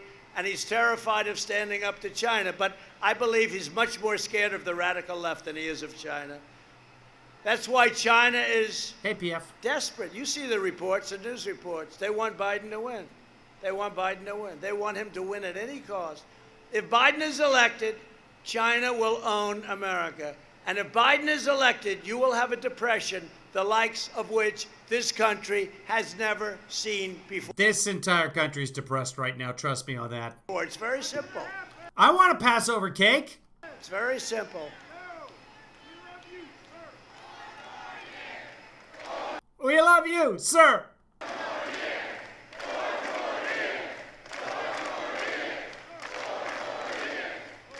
I'm glad the chat window's in here, because honestly, I am so fucking bored of this idiot. Did somebody come up with the word I was looking for? A better word than imbecile? An incompetent imbecile? Largest tax increase ever proposed. That's what you're going to have. Does anybody mind paying more tax? You know, all my life I've studied. I like politics. I just always liked it. It's lucky I liked it because, never did it before. They said, he can't run. He's got no experience. Ignoramus is good. I like that. It's not quite completely vacant. Like somewhere between ignoramus and vegetable, that's where he thinks Joe Biden is. And I don't know. Buffoon, cloud, dunce, yeah, boob, kind of, but then that would just make Trump giggle. And now I look around yesterday, I was in the Human Oval Office. Human foobar is good, Ditch Mitch. The Oval Office, Wait, no, but I missed that. I was Hold in on. the Oval Office. They said, he can't run, he's got no experience. And now, all my life I've studied, I like politics. I just always liked it. It's lucky I liked it because, never did it before. They said, he can't run, he's got no experience. And now I look around yesterday, I was Doddard. That's what it is. Unfortunately, nobody knows what that means, especially Trump. in the Oval Office. I said, oh, excuse me, is this the Oval Office? No, but it's a lot of it's common sense. It's all common sense. Is there anything remarkable about the roof in the Oval Office? That's why we call it protest. We're studying some of the things. I'll tell you one quick story. Pence. So we're building an aircraft carrier long before my term, the Gerald Ford. Yeah. And they decide. Oh, I think this might be a news story. This is going to be about the Gerald Ford and the elevators. On the catapults. You know the catapult that throws the plane into the air. For years it's been. Yeah, this is about the elevators. 50 years, whatever, longer. Yeah. It's been steam. Simple, beautiful steam. Wah! Throws it off. Wah! Wah! Those airplanes, they go off. The catapults. So I noticed that this ship is never getting done. I came in and they said, oh, it's got tremendous cost overruns. I said, what's the Lizzie, are you in here? You're Navy. Is there any basis to this? problem? Well, the catapult system doesn't work. That's strange because they've been building them for years. I wonder why. You know about this. They want to use magnets. Strange. Let me check. So anyway, I'm supposed to go over and take a tour. I want to take a tour of the ship, find out why it's so late, why it's so. I won't tell you how many billions of dollars it's over budget, billions and billions of dollars. But I heard the catapult system and the elevators are no good. Other than that, it's wonderful, right? The elevators. The elevators that bring the planes up, they don't work. So if you have a problem, you can't get your planes up. They're down, stuck in a garage down at the bottom. Not too good. So That'd be called a hangar. I go over and they want me to meet the admiral. I said, no, I don't want to meet the admiral yet. I'll meet the admiral. I can meet with the admirals a lot. I got a lot of admirals. Did he say this shit is never getting done? Did he say that? We can go back. With this feels like it's going to be such a long story that I'm hesitant to go back. I like the dollars. It's over budget, billions and billions of dollars. So Billions the and catapult billions. system doesn't work. That's strange because they've been building them for years. I wonder why. You know about this.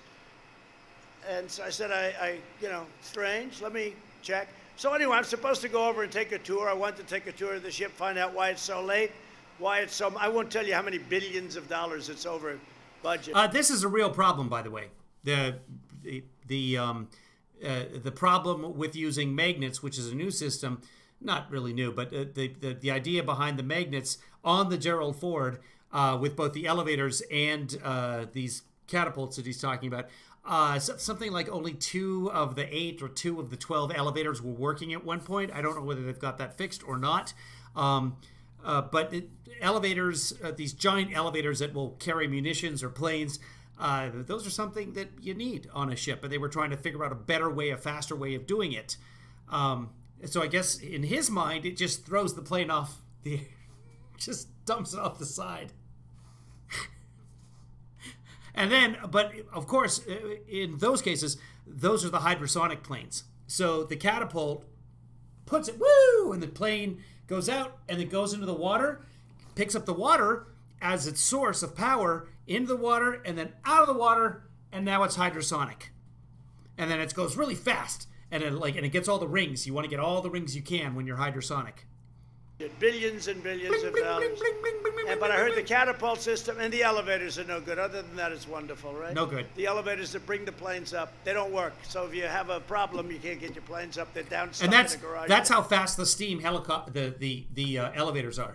They go like that, and the plane is on the elevator like this, and then the plane, whoo, and the plane goes way up in the sky, and then it was like eventually like they started up. Because the plane's in first gear, right? What you don't know is that, and that's one of the things that will never go away. You come back in 1,000 years, it'll be wheels, walls, rope, buckets, and popping the clutch in first gear. So the planes, they go up and you don't see them, and that's the danger on the ship, is that you can be working on the ship, and then you're like, oh my God, what? And boom, and you're killed because the plane, you don't even see it coming out of so it goes up because the elevator, and then when it gets up to what's called the apex, stalls, you stall it, and you pop the clutch, and then you fly away.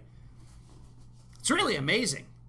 They're called super duper airplanes, and that's how our military works. Down at the bottom. Not too good. So I go over and they want me to meet the admiral. I said, no, I don't want to meet the admiral yet. I'll meet the admiral. I can meet with the admirals a lot. I got a lot of admirals. I like the admirals. I want to meet with the catapulters. Sir, what would you want to meet with the catapulters for? I want to find out why the hell the catapulters don't work. Yeah. So I went there, and Wait, they the catapulters work. The catapults don't. don't work. Meet with the catapulters for. Yeah. I want to find out why the hell the catapulters don't work. So I went there, and they did a new system. It's electric. It's all electric. So instead of steam, which is simple and great, powerful, good, slow, and they know how it works for years and years, they decide to go all electric. Now, if you take a little glass of water, take this glass of water, you throw it on, and that's the end of that. You bring somebody in from MIT. How the hell do you fix it? And we're dealing with the ocean and rockets being shot at the ship and rough stuff, right? But it wasn't working. Yeah. So I said, no, I want to meet with the catapulters. So there were... What, did anybody understand what he was trying to say with the glass of water? Remember, his uncle went to MIT, so he's a genius. Because if your uncle is a genius, that's just genes. And rockets being full and great. Show me the water. Good. Yeah, good. And they know how it works for years and years. Yeah. They decide to go all electric. Yeah. Tell me Now, about the you glass. take a little glass of water. Take this glass of water. You throw it on, and that's the end of that. You bring somebody in from MIT. How the hell do you fix it? And we're dealing with the ocean and rockets being shot at the ship. Oh, the ocean is big water, so the people from MIT have to study the small water to...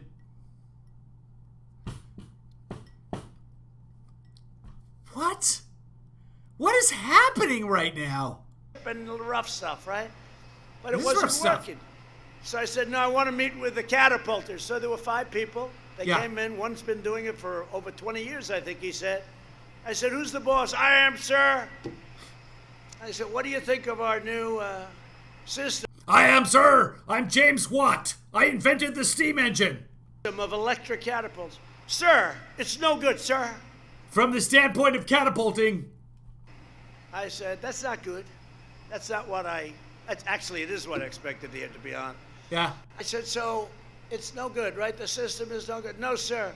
I No. said, what do you think of steam? Sir, it's the greatest. And if it breaks down, I can fix it with a blowtorch or this hammer. I can fix it.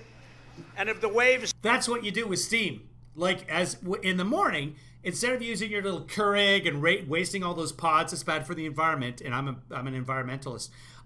What you do is you get the kettle, and what happens? You don't wait for it to boil.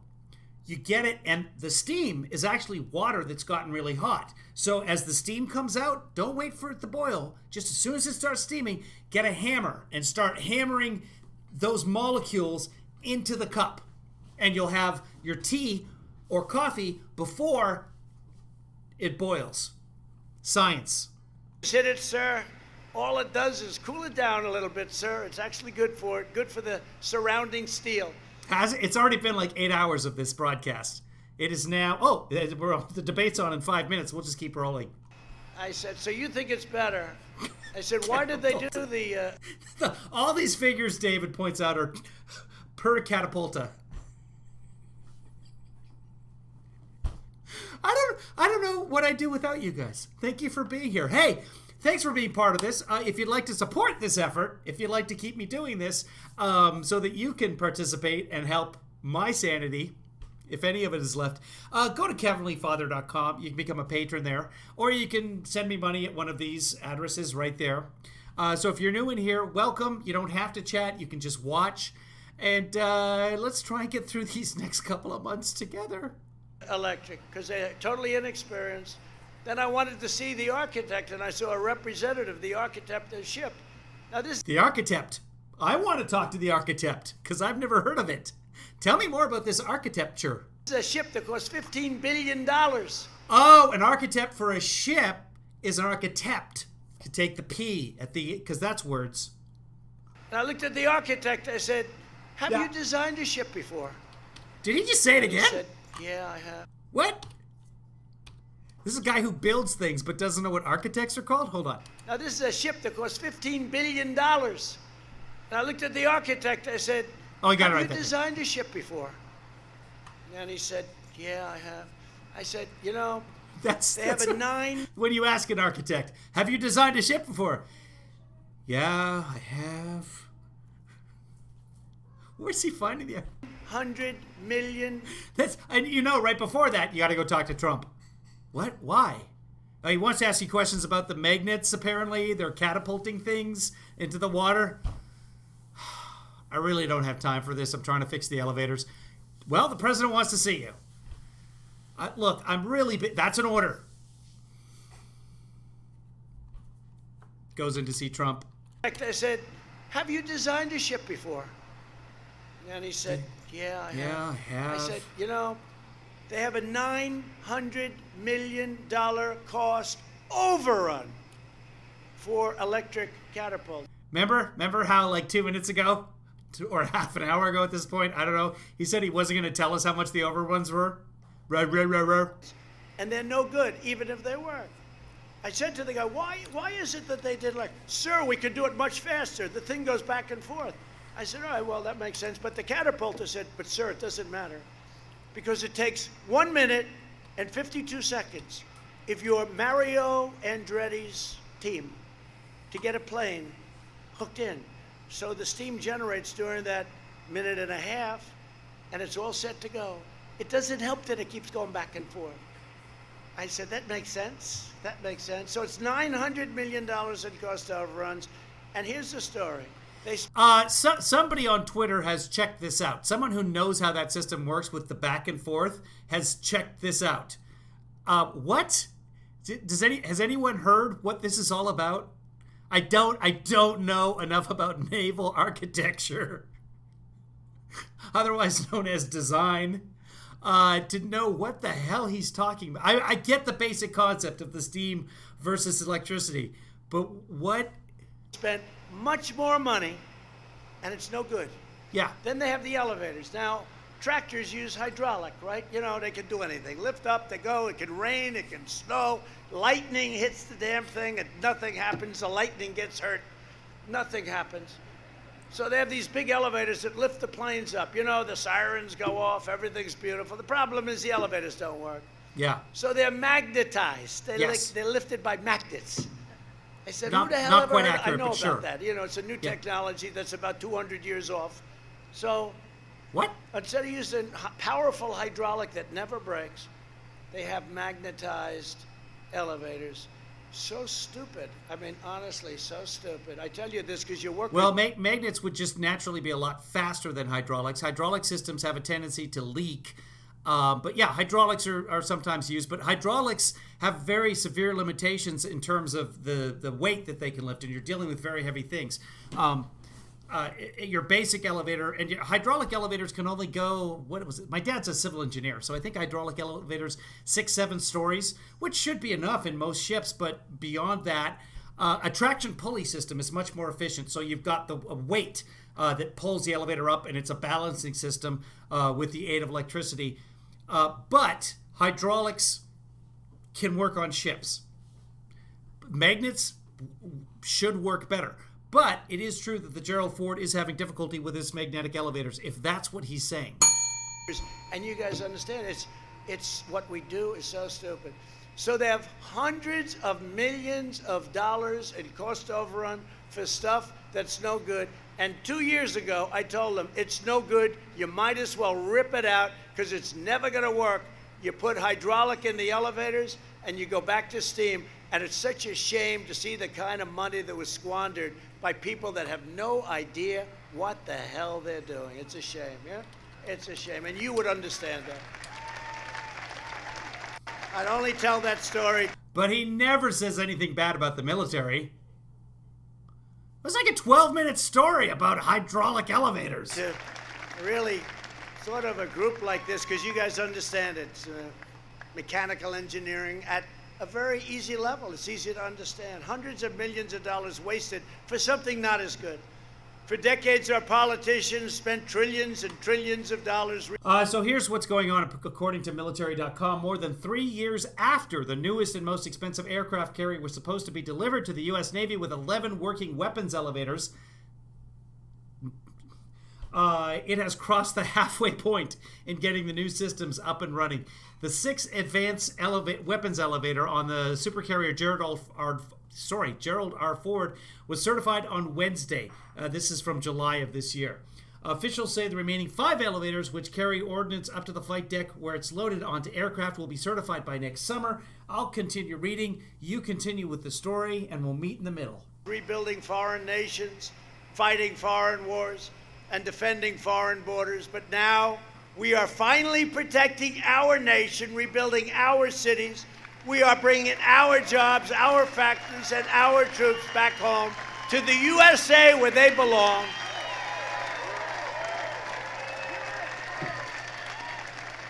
When the terrible plague arrived from China, we mobilized American industry like never before. We rapidly developed life-saving therapies, reducing the fatality rate by 85%. We've done such a good job, except in terms of public relations, because the press just will not accept it. They just want us to think of what we've done with the ventilators. Soon the vaccines and the therapeutics. We've already remdesivir and other things. Europe has almost 30% greater excess mortality than the United States. Yeah, so the reason they're going with the newer system is because it's significantly faster of delivery. Also, they've decided to go with a tandem system, so as one elevator goes up, the other elevator goes down. And this is opposed to cables, not hydraulics and steam. So all of this hydraulics and steam, yeah, cables. I want to say it. And now, as you know, you heard today, Europe had He might be thinking of steamships. I don't know. I don't know enough about naval design to understand what this. a tremendous outbreak, okay? You know, they say, well, Europe. No, we're doing great. We're doing great. Sadly, very sadly, I hate it, but they had a big outbreak that caused a stir in the market today. We launched the most ambitious vaccine program ever created, and we will deliver a vaccine before the end of the year, but it could be a lot sooner than that, a lot sooner. You know, it's interesting, the Democrats, they're all saying, we want a vaccine. Yeah, Joe, you're absolutely right. This whole story is about the military being incompetent and spending way too much money and not knowing more than the man who wants hydraulic elevators, as opposed to cables, which is what the military have always used, apparently. We wanted, that's when they thought we couldn't get it, right? Because if we relied on them, this vaccine would have taken 2 or 3 years more because of the FDA. And I've mobilized the FDA, and it's incredible, but it would have taken 2 or 3 years more. So when they heard that we were getting the vaccine, they started knocking it. Think of it. So they put politics over life and death. I mean, it's incredible. By the way, Yep. We're rounding the corner in any event, but we're going to have a vaccine very soon. It's a great vaccine, great vaccine. It's looking really good, really good. There's a number of different vaccines. I'd love it if you could be a little bit specific about which vaccine is looking really, really good. And it's going to be... By the way, the New York Times uncovered yesterday that they're now changing things in the vaccine spectrum so that the Alex Azar with HHS is now in charge of the approval of vaccines as opposed to the FDA, which is tremendously dangerous. They've also changed things like how many people in the control group on the placebo have to get COVID before you can say, like, oh, nobody in the vaccine group got it, so the vaccine is effective. They've also changed when the FDA will give the emergency use authorization for the vaccine because it could be safe. Not that it's actually safe. So yeah, they are pushing. This is what they're trying to do. They are putting the HHS in charge. By the way, they did the same thing with the CDC, if you remember, taking away their ability to publish the hospitalization data. That was a couple of months ago. And we all know about the politicization they've done in the CDC just the last couple of weeks with the publication of the data. CDC made another mistake on Friday, publishing data that said, we believe that the virus is actually aerosolized so that it will hang in the air, not just 6 feet, but it will hang in the air so that even if you go in the room after the other person with COVID has actually left and you're 20 feet away, you might catch it. They published that on Friday and then took it down over the weekend saying, no, that study actually isn't ready. We hit publish by mistake. It's a carousel of buffoonery. It's a magnetic elevator of imbecilic action. And it's all controlled by this guy right there. And when I say controlled, I mean it's just chaos. Well, at least now we know the military's incompetent. So thanks for that story, sir. Moving on. It'll be a lot sooner than anyone thought. And it's pretty sad when the Democrats try and make that into a political issue. Because they're unhappy it's coming too soon. They didn't think that would happen. Literally what he's doing right now. We will end this pandemic, and the next year will be one of the greatest years in the history of our country. That's what's happening. The third quarter will end just before November 3rd. Before the fourth quarter. And then what I want to do is I told him, let's go right to the fifth quarter. Just like we skipped World War III and IV, let's just skip right to the fifth quarter, and the pandemic will be gone. You got to think, people. You got to think outside the elevator. We'll see numbers the likes of which no country has ever seen. That's how well we're doing. You'll see. I mean, it's before, so they're not good. I guess you're going to have to remember that. And if they're good, I hope you're going to remember it too, but they're going to be great. Somebody predicted 25%, and then somebody said 35% GDP increase. Nobody's ever heard of a number like that, but that's the kind of thing we're doing.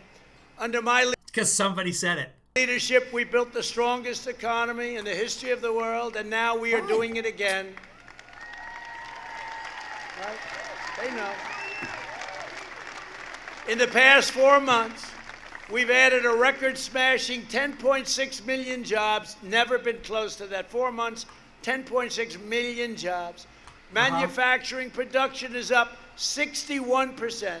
Auto production has surged 500%. Lost 22 million jobs. There's that part as well. And retail sales have soared 112%.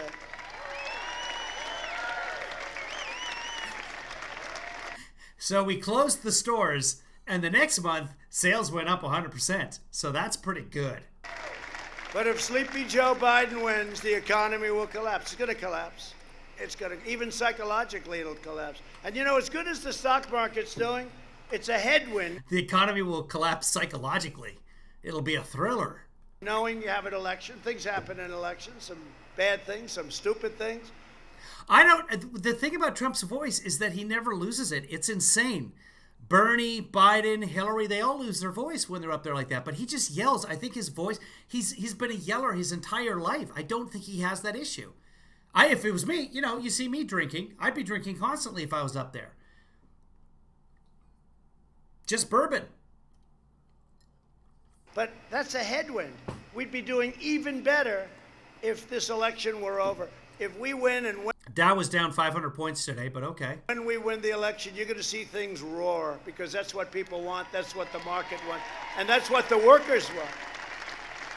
Biden keeps talking about a nationwide shutdown. There's no shutdown. My plan is to crush the virus. Biden plan, and Biden's really plan is to, and it's not that he tried to correct that. Biden's plan.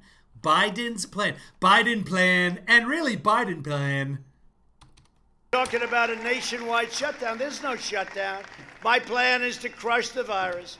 Biden plan, and Biden's really plan is to, and it's not. Biden's really plan wants to crush America, but he will, just out of gross incompetence. Biden will surrender to the virus, just like he surrendered to China, and just like he surrendered to the radical left, including his own running mate who's running the show.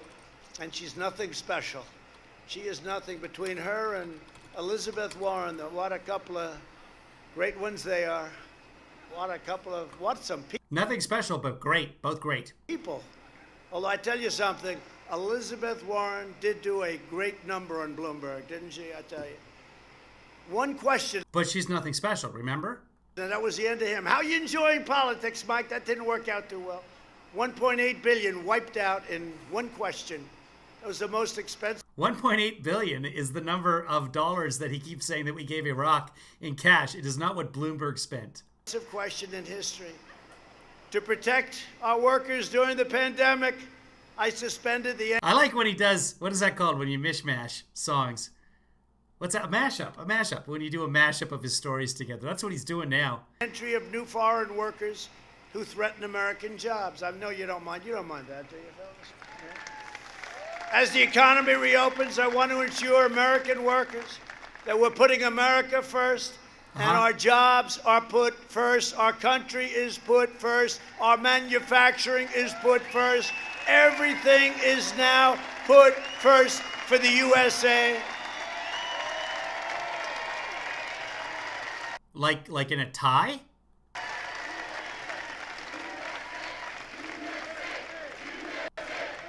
Oh, they know where they are. That's sweet.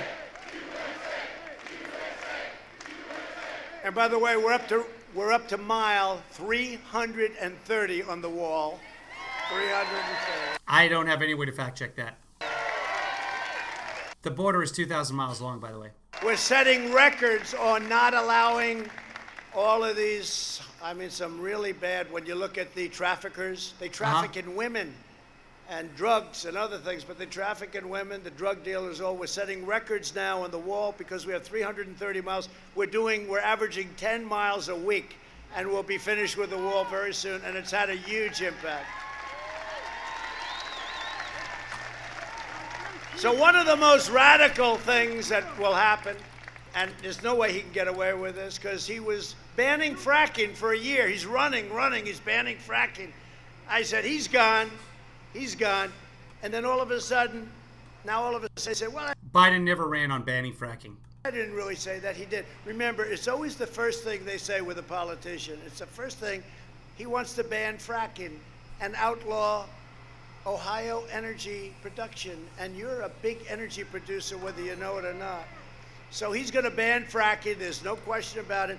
And even if he didn't want to, the whole radical left, their plan is to ban fracking. They want to ban fracking. They don't want any fossil fuels.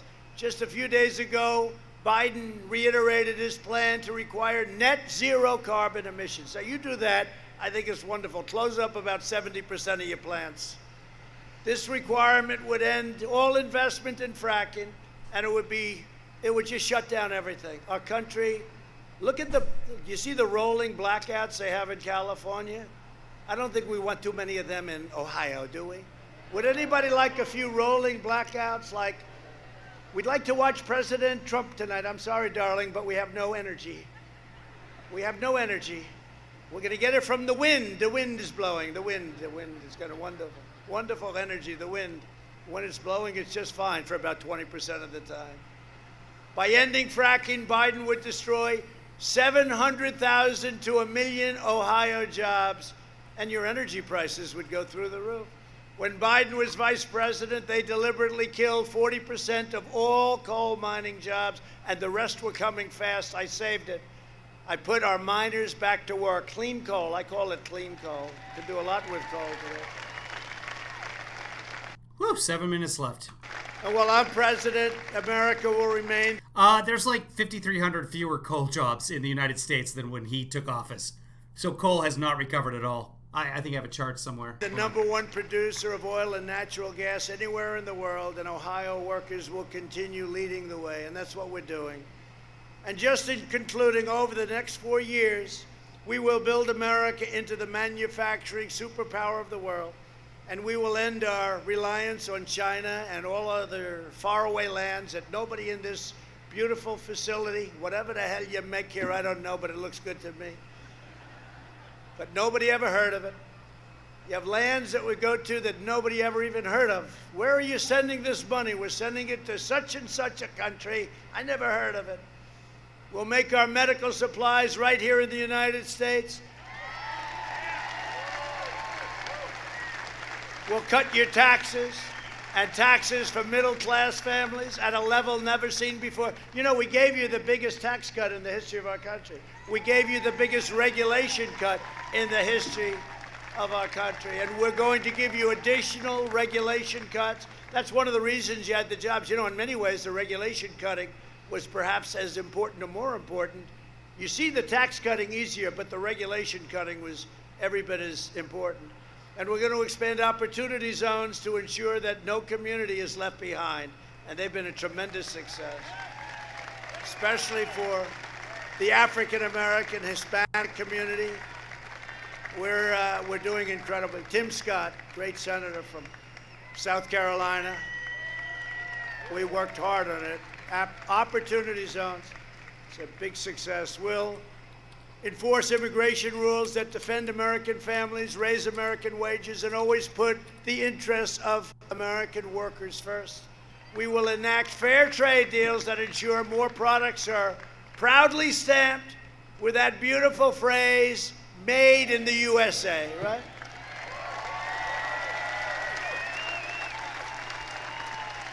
And we will always live by the timeless words of our national motto, in God we trust.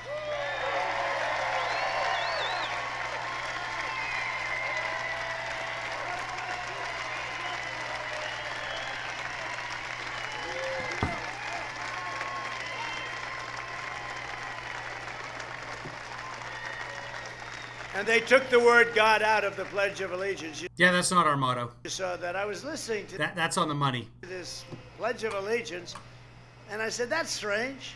They must have made a mistake. It must have been a typo. Something happened. But then it happened twice, and then it was getting ready to happen a third time.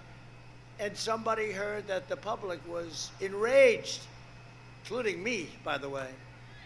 And by the way, we want the NFL to stand and put their... I stand corrected. That is our motto. The House of Representatives in 2011 voted 396-9 to reaffirm the U.S. national motto, "In God We Trust." Who knew? Not just on our money. That is officially our national motto. Okay? Their hand on their heart. One for Trump. Gotta do it. Right? I thought we taught them that lesson about 2 years ago. The commissioner tried it again. It's not working too well. Not working. The ratings are not good. People are angry about it. People love our country. You love our country. You love our flag. You love our anthem. This November, if you want jobs. E pluribus unum is, of many one, is the traditional motto of the United States. It was the motto growing up for me. But in God we trust is officially the motto of the United States. If you want opportunity, if you want safety, and if you want a president who defends the dreams of workers in Dayton and Akron and all across Ohio and America, then you need to get out and vote for Trump. Mike Pence. How good is Mike Pence? Trump Pence. And I love Mike, but it's not Pence Trump, okay? You understand? It's not Pence. Mike will be the first one to say. Yeah, the founding fathers chose it. It was the motto proposed for the first Great Seal of the United States by John Adams, Benjamin Franklin, and Thomas Jefferson in 1776. So much for the founding fathers. Because you need a constitutionalist on the Supreme Court. 1776, we had that motto, and now it's "In God We Trust." You know, the thing on our money. You know, when he said that the other day, he said the Harris-Biden administration. I said, that's strange. That's fine. And Mike called me up. He said, you never have to do that. I said, don't worry, Mike, I won't, I promise. Mike Pence has done a great job. I'll tell you, he's a great guy. Together we will make America safer. We will make America stronger and prouder and greater than ever before. We're going to make it greater than ever before. And again, this was not a rally. This was a group of people, workers. This is what it was told to me as. And we had a lot of fun, and we have a lot of fun, but it's very serious business. November 3rd and before, depending on whether or not you have those fake ballots or whatever, be careful with that. I mean, that thing is going to be one of the great catastrophes. What a mess. And they want it to be a mess. They know it's no good. I think it's 11 different races. They can't even, when they have small races, they can't account. People steal the ballots. People don't get the ballots. They don't send them to a Republican area or maybe a Democrat area, whatever. It's still wrong, but it happens to be Republican, unfortunately. None of this is true. But they don't send them out. Then they harvest them, which they're not allowed to do. Depends on the state. Harvesting is just another name for gathering. So if you say, hey, you know, I'm heading down to the ballot box to your neighbor, and they say, oh, would you mind taking our ballots? 4 of us voted here. The 2 kids and ourselves, we all voted. Everybody's over 18. Oh, sure, let me grab them. In some states, that's illegal. In other states, it's perfectly fine. It's called harvesting, but all it is just delivering ballots. You know, you go by your parents' place. You guys stay inside. There's a pandemic. I will take your ballots to the ballot box to make sure that they get there. They have in Nevada, the governor said he signed an order that Nevada. They don't have to sign. We need no signature. It was a law, and there's nothing in there about no signatures. It doubles the number of people needed to question a signature. Verification. Oh, that's great. Because they couldn't get people to sign, so they said, we'll just send them in. Don't worry about it. This is a real affront to our democracy. This is a horrible thing that's going on. And the Democrats know it. And that, you know, they say, well, he's not for our great heritage. He is fighting our vote. No, I'm not fighting our vote. You have ballots that you go out and you can get, you can request, as you know. You can request them, and that's fine.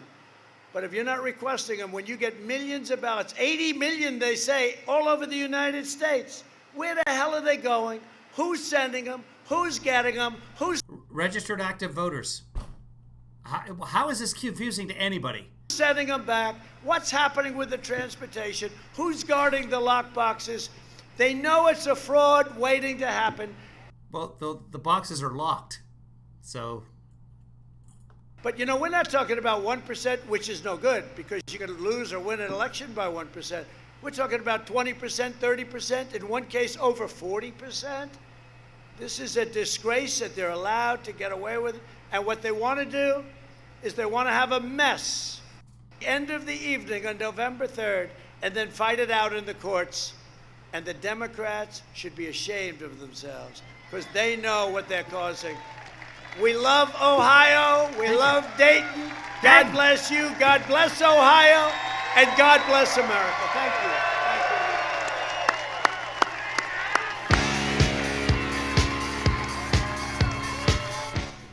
Da, da, da, da, da, da, da. It's fun to stay at the USMCA. It's fun to stay at the US. Let's see. Yep, there's a jerk off into the face.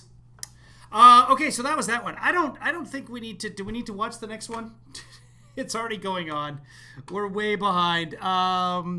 This was. Oh my God, this was 2 hours. 2 hours to cover this, and I know. Oh, here's doing the double jerk off. He's doing the buddy jerk off. Yeah, so that was too much. That was just too much altogether. So I think we're done.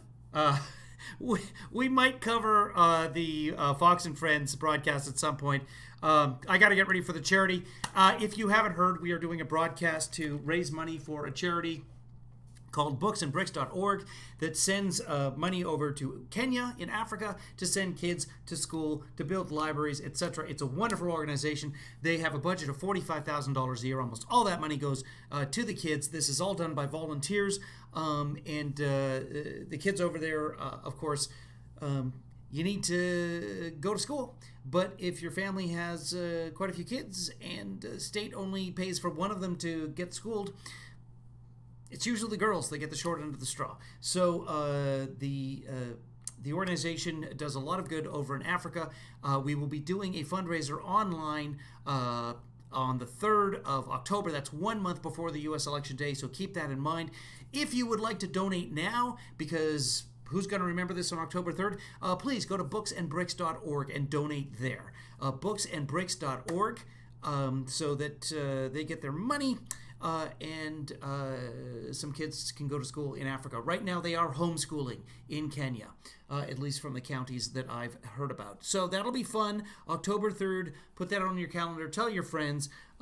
It'll not be on this channel on YouTube. It will be on the Books and Bricks channel, which is another channel on YouTube. And I'm going to make promos and discuss that sort of thing with you later. So that's the important part. Okay, so that's it for Trump today. This morning he was on Fox and Friends, and maybe if I'm awake tonight, I will come back and I will broadcast that. If not, then maybe tomorrow, or maybe we'll just skip by it whatsoever. The takeaway from the Fox broadcast, I haven't watched it, but from what I understand, he said he puts into doubt that Ruth Bader Ginsburg's granddaughter actually heard her final wish, that she not be replaced until the new president comes in, whether that be Trump or Biden or somebody from the Green Party. Her wish was that she not be replaced during this senatorial session. That's to her granddaughter. Her granddaughter claims that she said this. Trump claims that that was probably made up, that actually Shifty Schiff came up with it, or Nancy Pelosi or Chuck Schumer, that they are faking the last words of a dying woman. This is that's what was going on this morning. At Random saw it, so yeah, that's what I saw. I'm sorry, that's not what I saw. That's what I heard about that. I'm sure there's some other good stuff in there too, but maybe we'll cover that later tonight. I'm going to give my voice a chance to rest because I don't have his voice, and I don't yell for a living. I should think about that. Anyway, I'm going to go eat something. I hope you guys are happy making me that hungry, and maybe watch a little West Wing or something to kind of get back to dream reality. Maybe I'll watch a Biden. I don't know what I'm going to do. I don't know. I got so much to do. Oh, I got to fix my garage.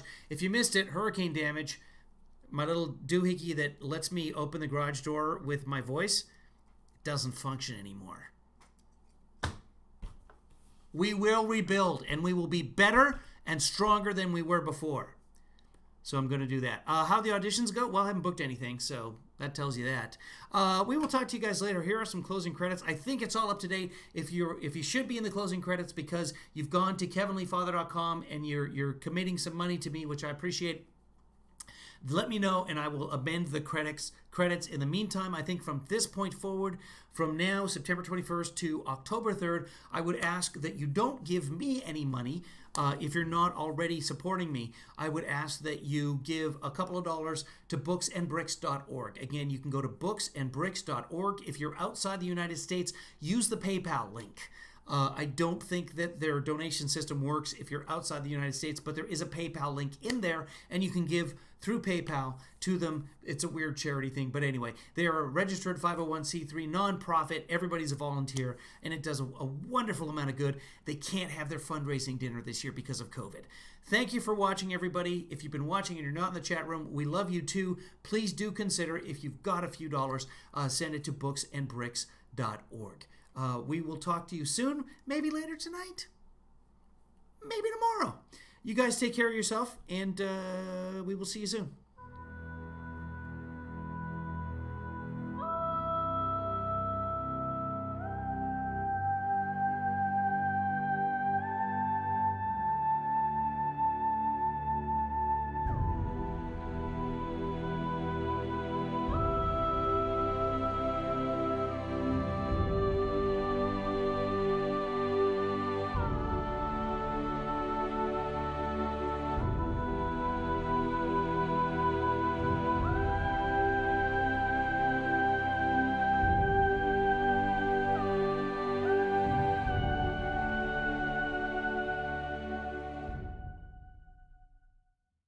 Kevin, thanks for that.